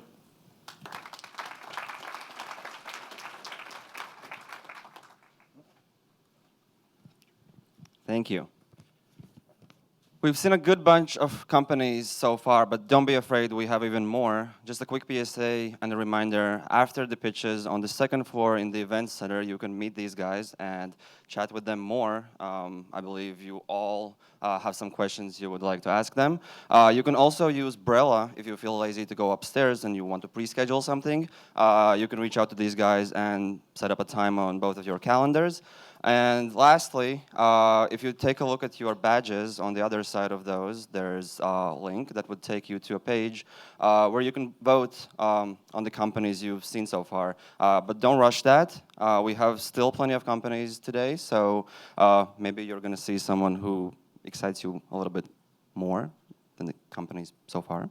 But now, up on stage, we have a father of two who flew all the way to Sunnyvale just to finally get one full night of sleep. Please welcome Adam from Crispify. Thank you. Hello, everyone. Who drove in traffic to get here today? Just raise your hand. Yeah, a lot of you were smart and stay nearby. So this presentation is for you. I have something to show you what you breathe in order to get here. So just the general numbers of the traffic and air quality. So the average American spends 97 hours in traffic every year. Highways are 6 times more polluted than urban areas. So if you go 100 meters or 200 feet from the highway, you get much, much better air. And one study even calculated that the average American is smoking 150 cigarettes just by driving in heavy traffic. So the numbers are staggering, but there is no solution in the market. So that's why I started Crispify. So Crispify is transforming the climate control system into an air quality system. And how we do it? We have 3 components: high-end air quality sensors, machine learning software on the cloud with edge computing, and an advanced filtration solution. Crispify system is fully modular and can be implemented as an OEM or as an aftermarket device. So now I'll show you a little example about the US 101. I spend a lot of time here in Plug and Play, and I spend a few days in the Quality Inn, which is nice, but not really quality. But I took a car, a very advanced car. There are a representative of this OEM in the crowd, so I won't say the name. So I took the car. It's 8:30 in the morning. A lot of traffic on the 101. You see the traffic from Google, and you see the air quality mapping from Breezometer, another great plug-and-play company. And you can see the Bay Area has perfect air quality besides the roads, which are really very polluted. And then we took the car, and then you can see the outside air quality in blue, and you can see in orange the OEM regular system, what happened, what kind of air quality you get in your car. And you can see below once we implemented the Crispify system. So in the conclusion is that if you drive a regular car, 82% of your time in this 30 minutes drive, you have bad air quality inside the car. And with the Crispify system, 0 time. So we get very, very good result with our prototype, soon to be an MVP. And our next use case is really about the user experience in autonomous vehicle, car sharing, ride sharing. We monitor smoking, we monitor bad odors, we monitor the cleanliness of the car.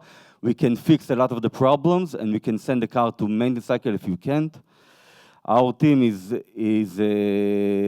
we are now 4 people. I'm the CEO, coming from the automotive industry. Yoad Langer, 7 years senior engineer in Intel.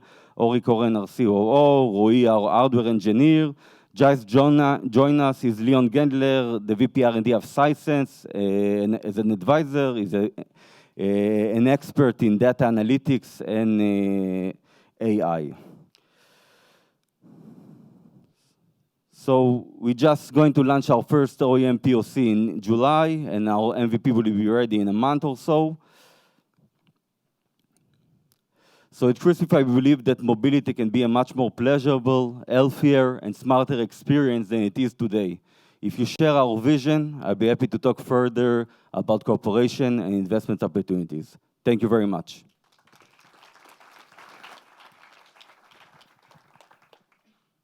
Thank you. Can I have the clicker, please? Thank you. Our next company is working on a solution that can guide autonomous vehicles through fog, rain, snow, or environments where there are no lane markings, or just a few of them. So to tell you more about this solution, please welcome Tariq from WaveSense.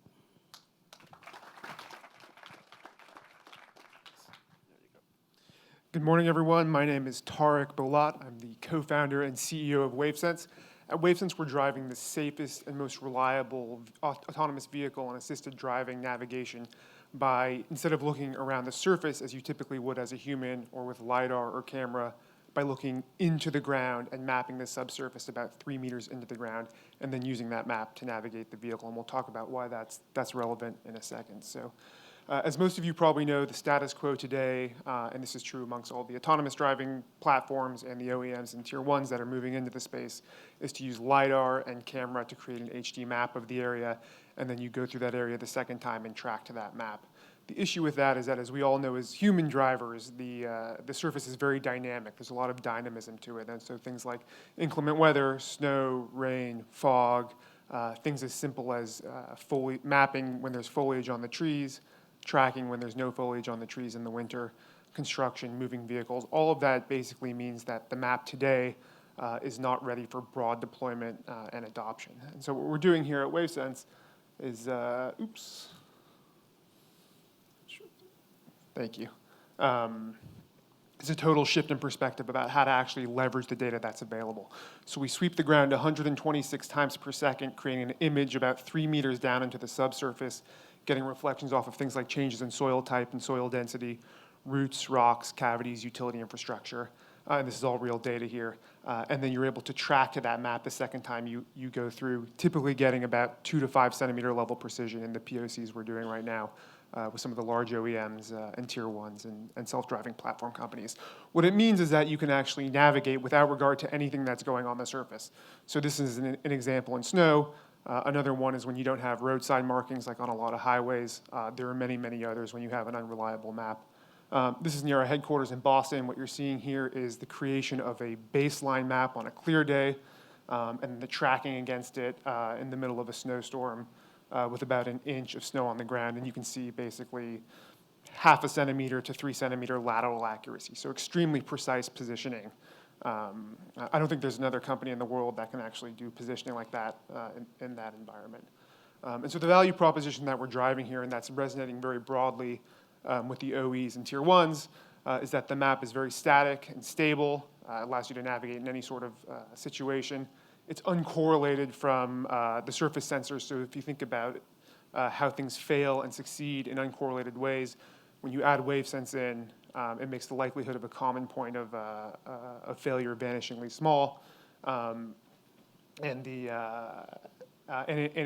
radically increases utilization in a ride-sharing context and also in a freight context. And if you look at what drives the unit economics of those types of businesses, utilization is the primary driver there. There are some other things here which we can talk about later. And so the upshot here is that we're doing large paid POCs with some of the big OEMs, tier ones, and self-driving platforms right now. Some of those are completed, some of those are ongoing. We'll pick 1 or 2 partners to drive that to market over the next few months, and then keep building from there. So again, Tariq Bolat, my email is tariq@wavesense.io if you want to get in touch, and I'll be around afterwards. Thank you very much.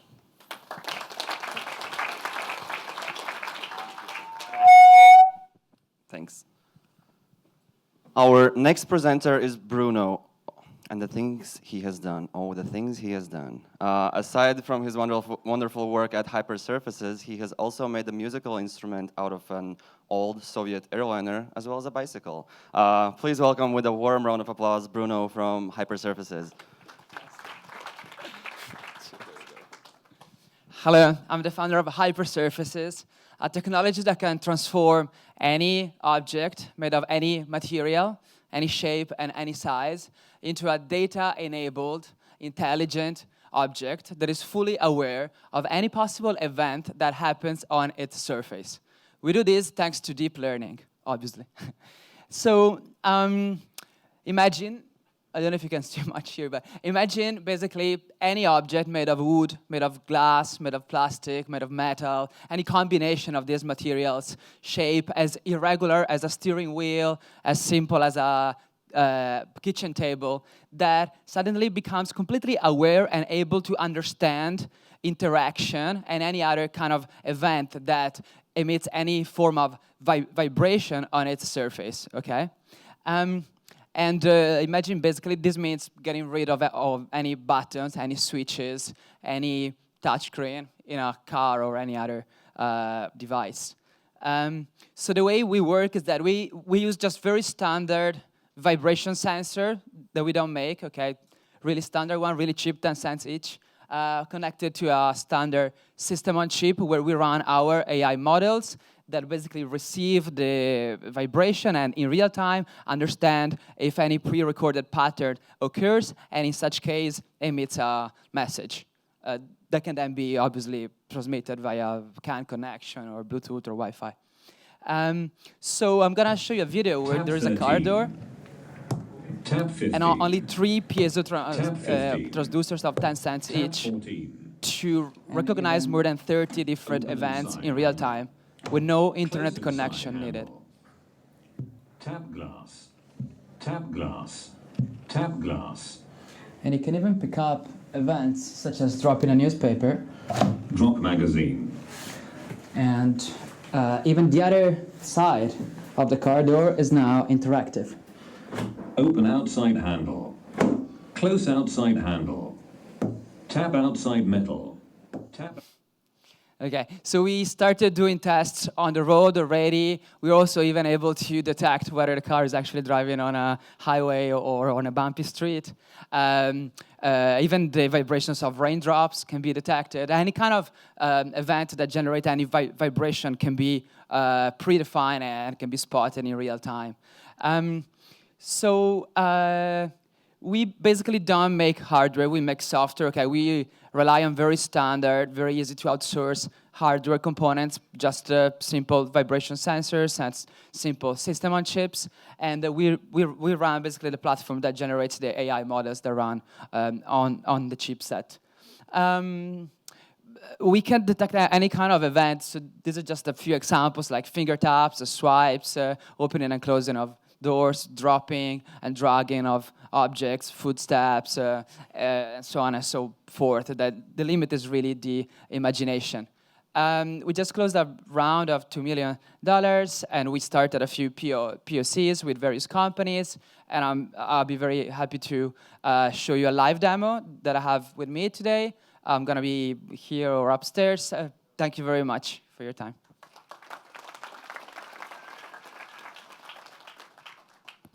Thank you. The person who was supposed to present next was introduced to his company Automotive as the best product manager in the world, but he's not here. Don't worry, I'm not going to pitch, God forbid. Instead, we have the person who is responsible for hiring him, just the CEO. So please welcome Hadi from Automotive. Thank you. Thank you very much. I'm wired. Who's ready for another great presentation? Awesome. All right, so Automotive, we are in business of detecting and predicting faults, failures, malfunctions, misbehaviors. That's what we do. We are focusing on safety, security, we detect bad things. Name is Hadi Nahari. I'm founder and CEO of company. And as you guys know, vehicle is a massively complex system. This is the most complex IoT that humanity has created in a scale. And this thing is really the epitome of all of the technologies that you have in your hands, in your pocket, everything. And this is a complex system, and as you know, complex systems fail. And their failure surface is larger.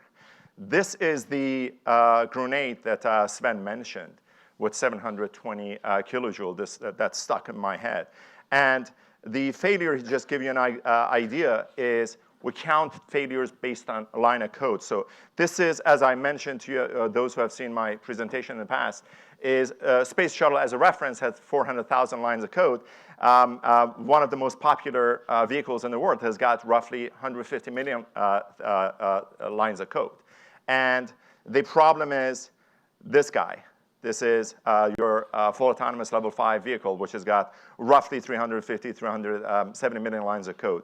And with that, we know that with this rate of complexity, the rate of failure, software failure, sensor failure, bad decision making on the AI, problems with the hardware, all of that increases. The fact that each one of these components are really reliable, tested individually, means nothing to when they are put together and they're in a vehicle. So with this kind of failure, question is, what happens with this grenade? Starts having a failure, starts having a problem. What failed?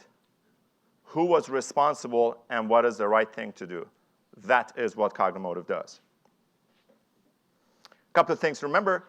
$45 billion, these failures are expensive. $45 billion is not a forecast. It's the cost of warranty spending today and by automotive vendors. This is what they spend on coverage of the warranty. More than half of it's software and high-tech related. That portion is increasing.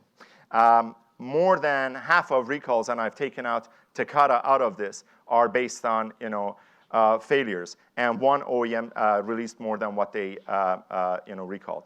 The solution for that is automotive grade APM, application performance management.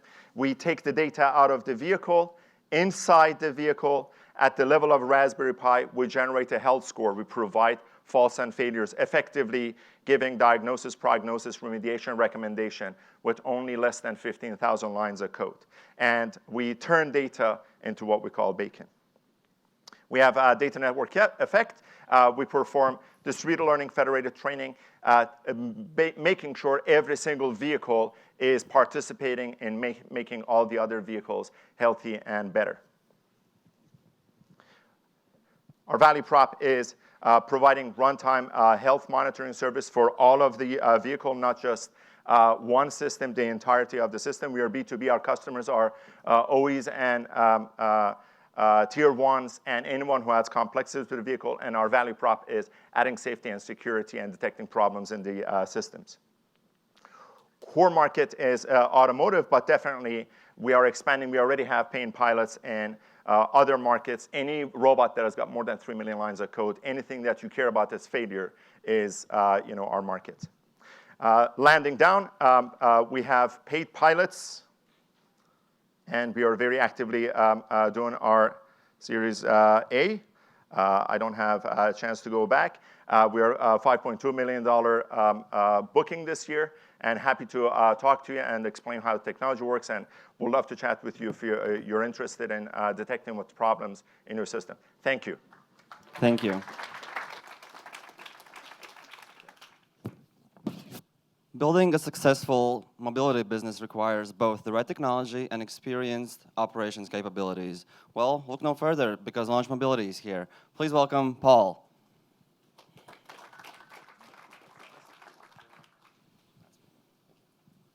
Good morning. I'm Paul Hirsch, co-founder and CEO of Launch Mobility. So now is an extremely exciting time in the automotive industry. Connected vehicles are really unlocking a whole new opportunity, and we're really interested in the opportunity that they're providing in the shared mobility space. So we're kind of moving with connected vehicles from an era of ownership where people are owning their own vehicles to an era of access where a single vehicle supports multiple users. And getting multiple users in a vehicle, whether it's as a driver, as a passenger, is really creating more value for that vehicle than ever before. The big challenge is that OEMs and really anyone that's dependent on the personal ownership model is really ill-equipped to capitalize on this business.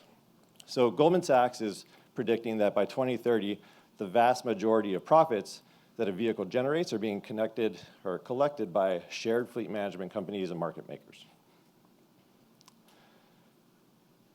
OEMs, other personal ownership dependents are really thinking about how to get into this, but they don't have the technology, and they really don't know how to operate this mobility as a service business, and that's where we come in.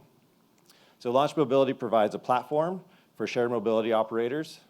We offer an end-to-end tech solution to support a wide range of mobility services business models, from sharing to pool to shuttle, micro, you name it. That includes the integrations to connected vehicles, the user-facing mobile apps that companies use to connect with their consumers, and all the tools and integrations that a company needs as an operator to run their mobility business. We also offer operation services to our platform clients. So we offer a tailored solution to them to accelerate their adoption and integration into the market. This may be something as simple as consulting or operations setup, all the way to full stop operations management and customer support. So we believe this combination of technology and operations is really making us the most comprehensive solution for mobility services in the market. Again, it's allowing our clients to get into market faster than ever before. And not only is it providing a very complete solution to our clients, but it allows us to have an extremely fast feedback loop, because our technology team and our operations team sit side by side. And so when we launch features into market, we get feedback on those features, not in weeks or months, but literally in minutes, as soon as that feature is tested. So having said that, again, Launch Mobility in the mobility services space, we think we succeed based on our flexible technology, on our operations services capabilities, and our vast mobility experience. Thank you.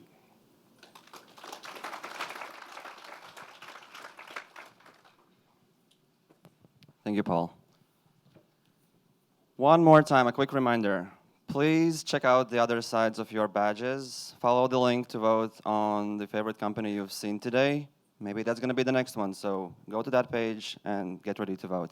But one of the co-founders from the next company actually grows chickens in San Francisco. He's not going to be able to be here because, as I said, he grows chickens in San Francisco. Instead, we have the wonderful Elaine from Lingrove to represent the company today. So please welcome her with a warm round of applause. Thank you very much. Thank you. Good morning, everyone. My name is Elaine, and I'm with Lingrove. We make wood without trees. So it's common knowledge that nature's greatest material is old-growth wood. We use it to build buildings. We use it to make furniture. We fashion all sorts of things with this high-quality timber. The truth is, we are down to 10% of the global stock. This presents us with a crisis-level problem and a business opportunity of equal magnitude. Right. So how do we do it? How do we take this problem and solve it with rapidly renewable plant fibers? We take nature's stiffest fiber from flax plant, combine it with our bio-based or recycled resins to make a natural fiber composite capable of replacing not just old-growth timber, but also high-energy embodied materials like steel, concrete, and other composites. We start off with ECOA structural veneers, which is a thin layer veneer. It's translucent at single layers. It's lighter than carbon fiber, but as stiff as aerospace fiberglass. We take these veneers and we combine it with low-cost, low-weight cores to make ultralight, ultra-stiff panels. ECOA can be molded in geometry that's otherwise impossible, with tooling that can be found in almost any factory. We think this is the material that transforms natural fibers, elevates commodity materials, channeling the soul of wood. Right. So, Otto, how does this fit in? ECOA is stronger than wood. We see the interior of cars covered in this high-performance, lightweight material with an eco-story that consumers can get behind.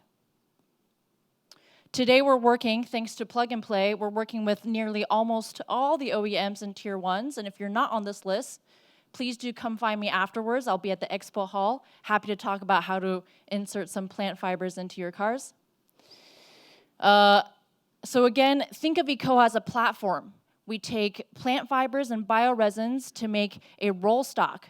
This roll stock can be layered to make a solid laminate part or combined with low-cost cores to make stiff panels. We take these materials and we take them into residential, commercial interiors, auto interiors, and construction. Combining these interiors, we're looking at an addressable market of $80 billion. We have patents and trade secrets. Our team consists of me, Joe, who started his composite career at Ferrari, and Desi, who founded one of the few green resin companies in the market. Our advisory team is over 50 years in composites and manufacturing. We've had a huge year this year. Right now, we're raising a seed fund to scale in-house production and widen our market. And why now? Because consumers are asking for it. We've seen major OEMs adopt recycled fibers, vegan leather, and we think we are a part of that revolution. So please come find me at the expo hall. Let's talk more about materials. Thank you. I did my best. Thank you. You did a great job, not just your best. The presenter from our next company likes to call himself North America's most Eastern high-tech CEO. That's a mouthful. Please welcome Michael from Solus.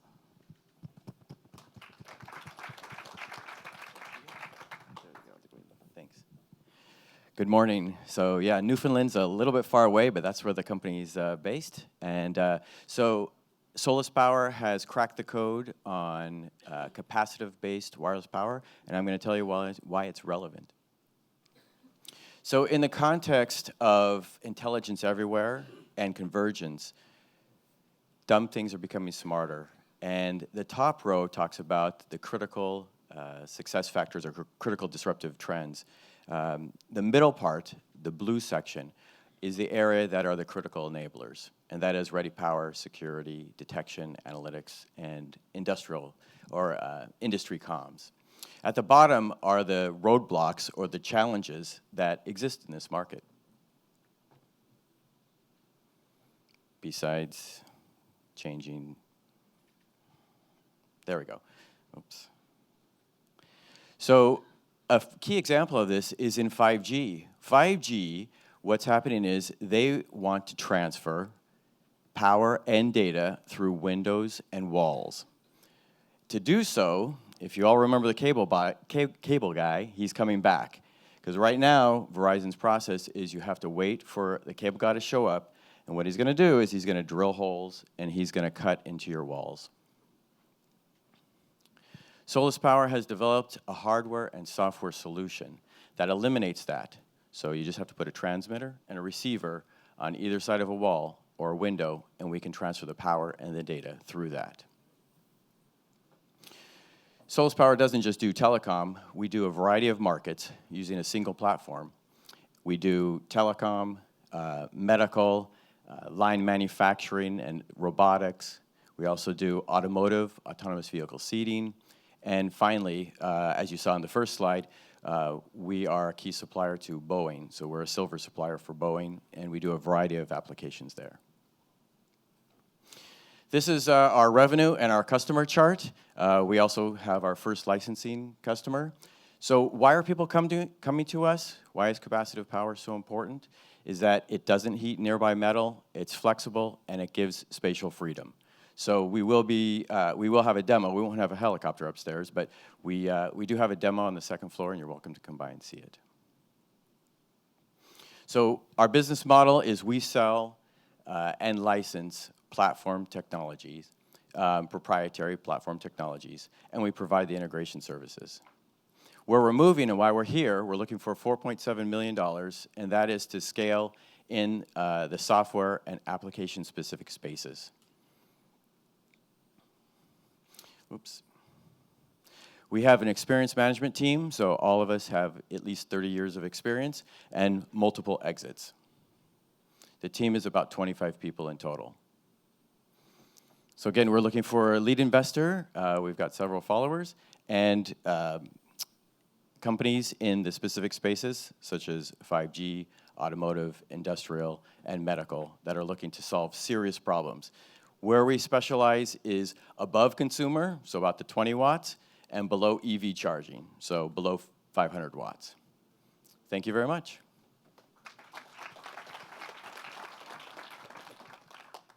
Thanks, Michael. Our next presenter, Rafael, is a passionate kite surfer, and currently he's working on his first 30-feet jump. Well, this is going to be a lower jump, but please jump on stage and let's talk about ComPredict. Please welcome Rafael.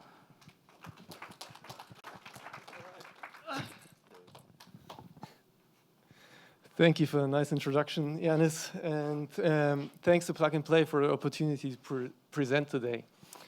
So, we at ComPredict, we have developed something we call virtual sensors for automotive applications. A virtual sensor is a piece of software, so we do not sell any hardware, just software which can measure additional values in an automotive vehicle, which are not measured by the standard sensors of the vehicle. So we can measure forces, torques, temperatures, electric loads, everything which acts on a component and damages it, we can measure with our virtual sensors. We feed this information to our durability engineering platform, and there we calculate load histories for these components, and we can predict the remaining lifetime of these components. Last year, we have generated more than $450,000 in revenue. This year, we already have orders for more than $700,000 in revenue.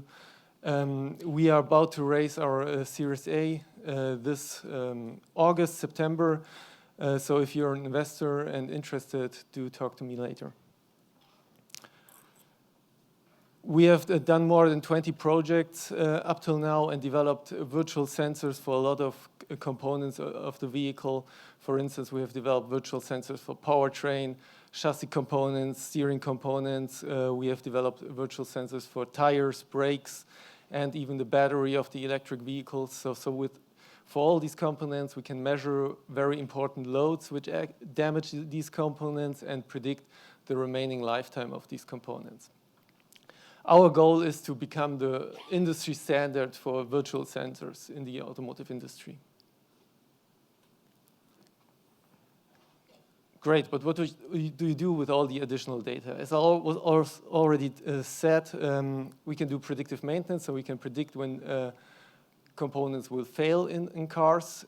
You can use these load histories and all the additional data we generate to identify over-designed components and make them lighter, so you can save material and make the vehicle lighter.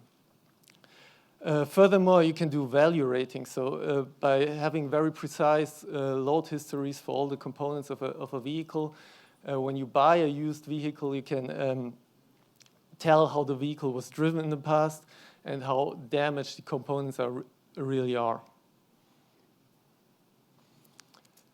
So as I said, we have a purely software-based solution which helps you understand why components fail and helps you design lighter components, speed up the development process. We have 2 patents granted, 3 patents pending, and 1 more in preparation.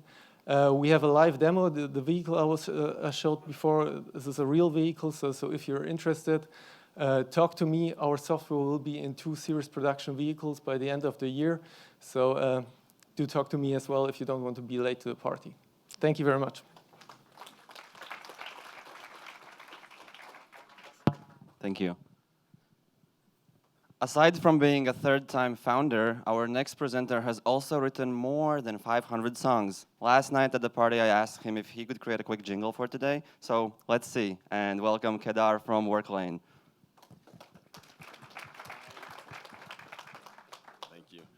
I absolutely did not create a jingle for today.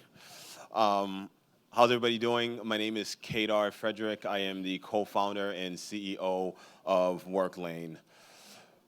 Professionals today are more mobile and remote than ever before, and finding an appropriate space to meet or work is nearly impossible.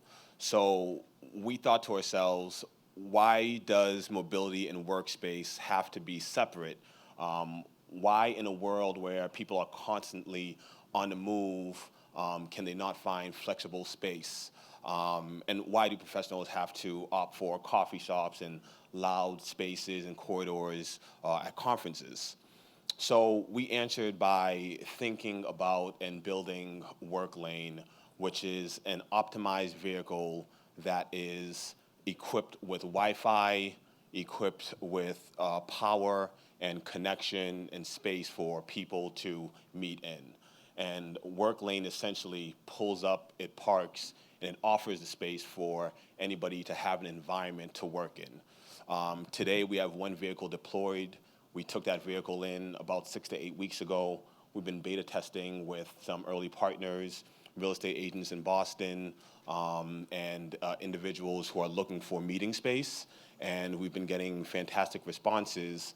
And today on our vehicle 2, we are testing with some great partners. Some we've met through Plug and Play, and others we met through networking to build technology into the vehicle that will make the experience much more unique for any customer who needs space. There's a 6'4" standing height in our vehicles.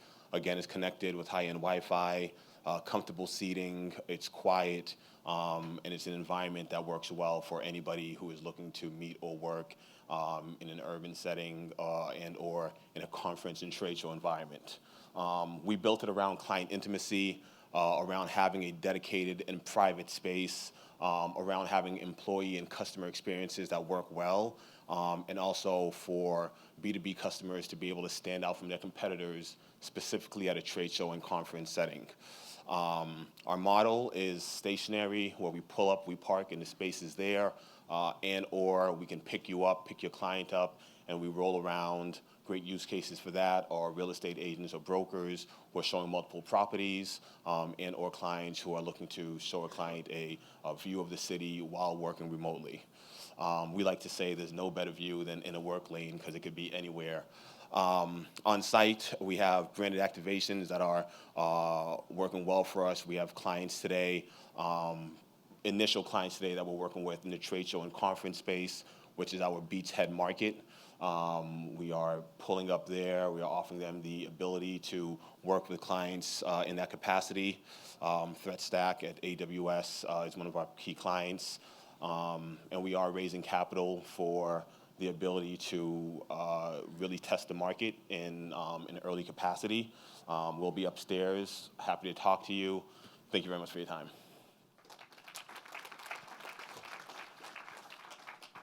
Thank you, Kedar. Our next company is working on the sense of touch, and there's plenty of jokes I could make about that, but I'll leave that to your own imagination. Now, let's welcome Adrian from Actronica.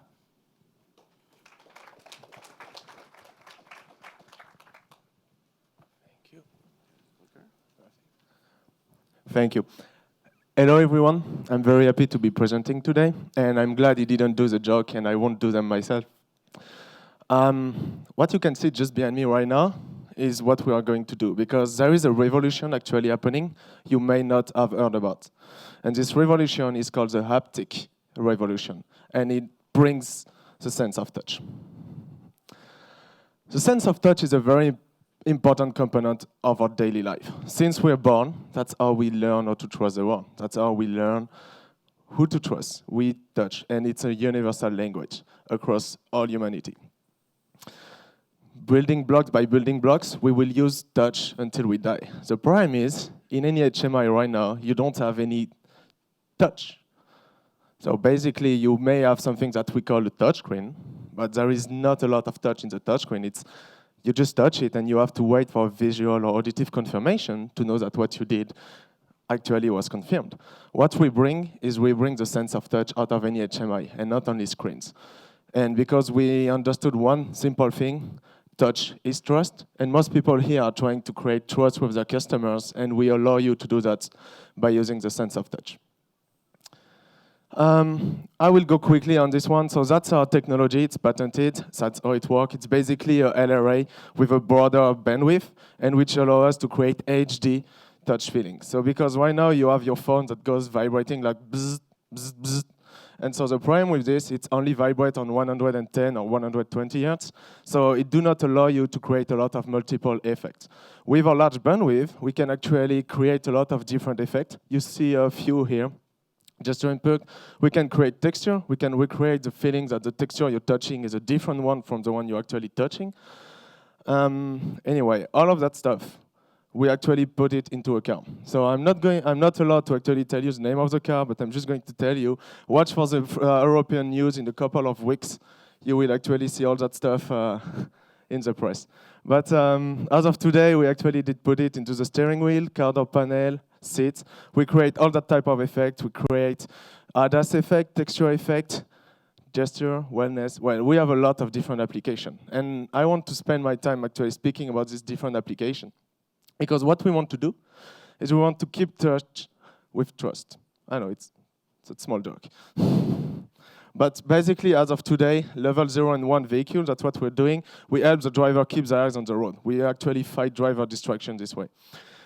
What we want to do in the automated vehicle of tomorrow is to create a strong feeling of trust between the user and the car. Because there is nothing worse as not being able to know what your car intends on doing while you're actually sitting in the car. So what we do is we actually allow the car to communicate with you through feelings of touch, through the haptics feedback, and that will allow you to actually know when the car is going to change line. And then we will actually focus on the user experience using all of our expertise in VR and all the different things. I'm out of time, so I will have to skip this one, but that's a few people we actually worked with, and we usually adapt to our customer because they're the one who has the expertise. We just bring the haptics in it. Thank you, everybody, and if you have any question, I will be just next door, and I'll be happy to speak about haptics to you. Thank you. Thank you. While listening to your pitch, I just came up with a fun drinking game. Rewatch his pitch, drink every time he says touch. Fun party guaranteed. But right now, I want to remind you one last time to take a look at your badges on the other side. Follow that link. Please vote for your favorite company during this morning portion because this was it, this was that. We will play a quick video from our Japan launch, and in the meantime, please, please, please, put your votes on that page. Let's figure out who was the most favorite and people's choice today. Today is June 2018. We have just launched our Plug and Play Japan Mobility Program. This is exciting for us to add another office to our other locations that we have in China, in Germany, in Silicon Valley. We have around 300 people today, and we've tried to expand this corporate network, soft network that we have to help everyone around the world to expand their business and get more success in future of automotive industry.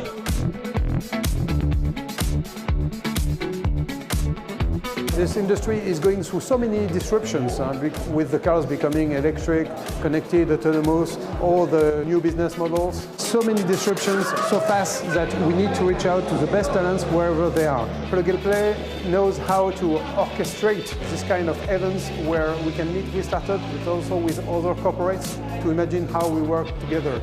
やっぱり世の中っていうか今日本の会社だけじゃなくていろんなコミュニティがありますよね。その中でやっぱりプラグ&プレイっていうのの最大の持ち味は日本もそうですけども大企業が出てきてるということだと思うんですね。で大企業のネットワークっていうのは何者にも代え難い財産だと思います。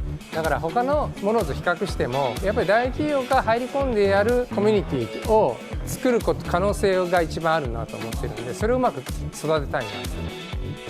技術の紹介をいただいてその紹介していただいた技術をどのぐらい使えるのかっていうことをうまく早く我々と一緒に感じていただいてそれがロングスパンの計画に落とし込めていくというそんな動きをしていきたいな。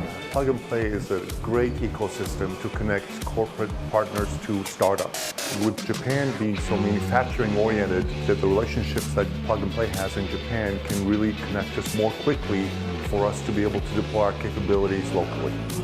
もともとシリコンバレーで関係があったということ以上にですね、単純に紹介をするだけではなくて、我々の会社と一緒になっていろんなビジネスを展開できる一番絵が描けていただける会社だということで選びました。当社 ITD ラボはですね、ステレオカメラの技術を世の中に提供するということを目標に作っています。ぜひシリコンバレーとですね、それからストゥットガルトの方のですね、プログラムに出させていただいて、アメリカやドイツの自動車メーカーとですね、POC がぜひできるようなチャンスをいただけたらなというふうに考えています。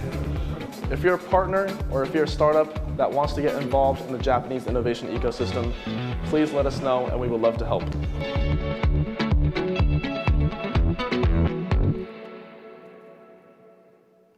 Alrighty.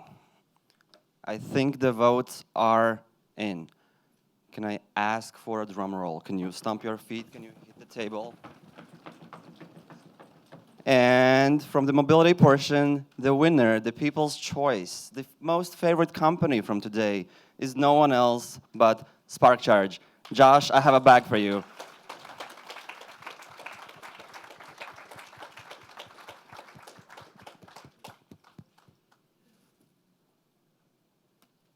Ooh, that actually looks very nice. Oh, it's something even better. Do you want to say a couple of words? Sure. All right. Thank you to everybody who came out today and voted for our company. We're super excited to launch our service here in Sunnyvale first, and then across the country in a matter of months. So we're excited to be working with you. We're excited to be working with the corporate partners here. Thank you to Plug and Play for giving us the time and dedication over these last 3 months to help our company grow. So look forward to talking with you all afterwards. Have a great day. Congratulations, thank you. Well, that's it for the morning. What can I say? Everyone's probably thirsty, hungry. Lunch is going to be catered on the 2nd floor, so please go upstairs, treat yourself for a nice bite. In the meantime, on the 2nd floor, there's also the startup demo tables, so go find all of these wonderful founders, talk to them, learn about their companies, and hopefully there are going to be a lot of meaningful introductions and conversations today.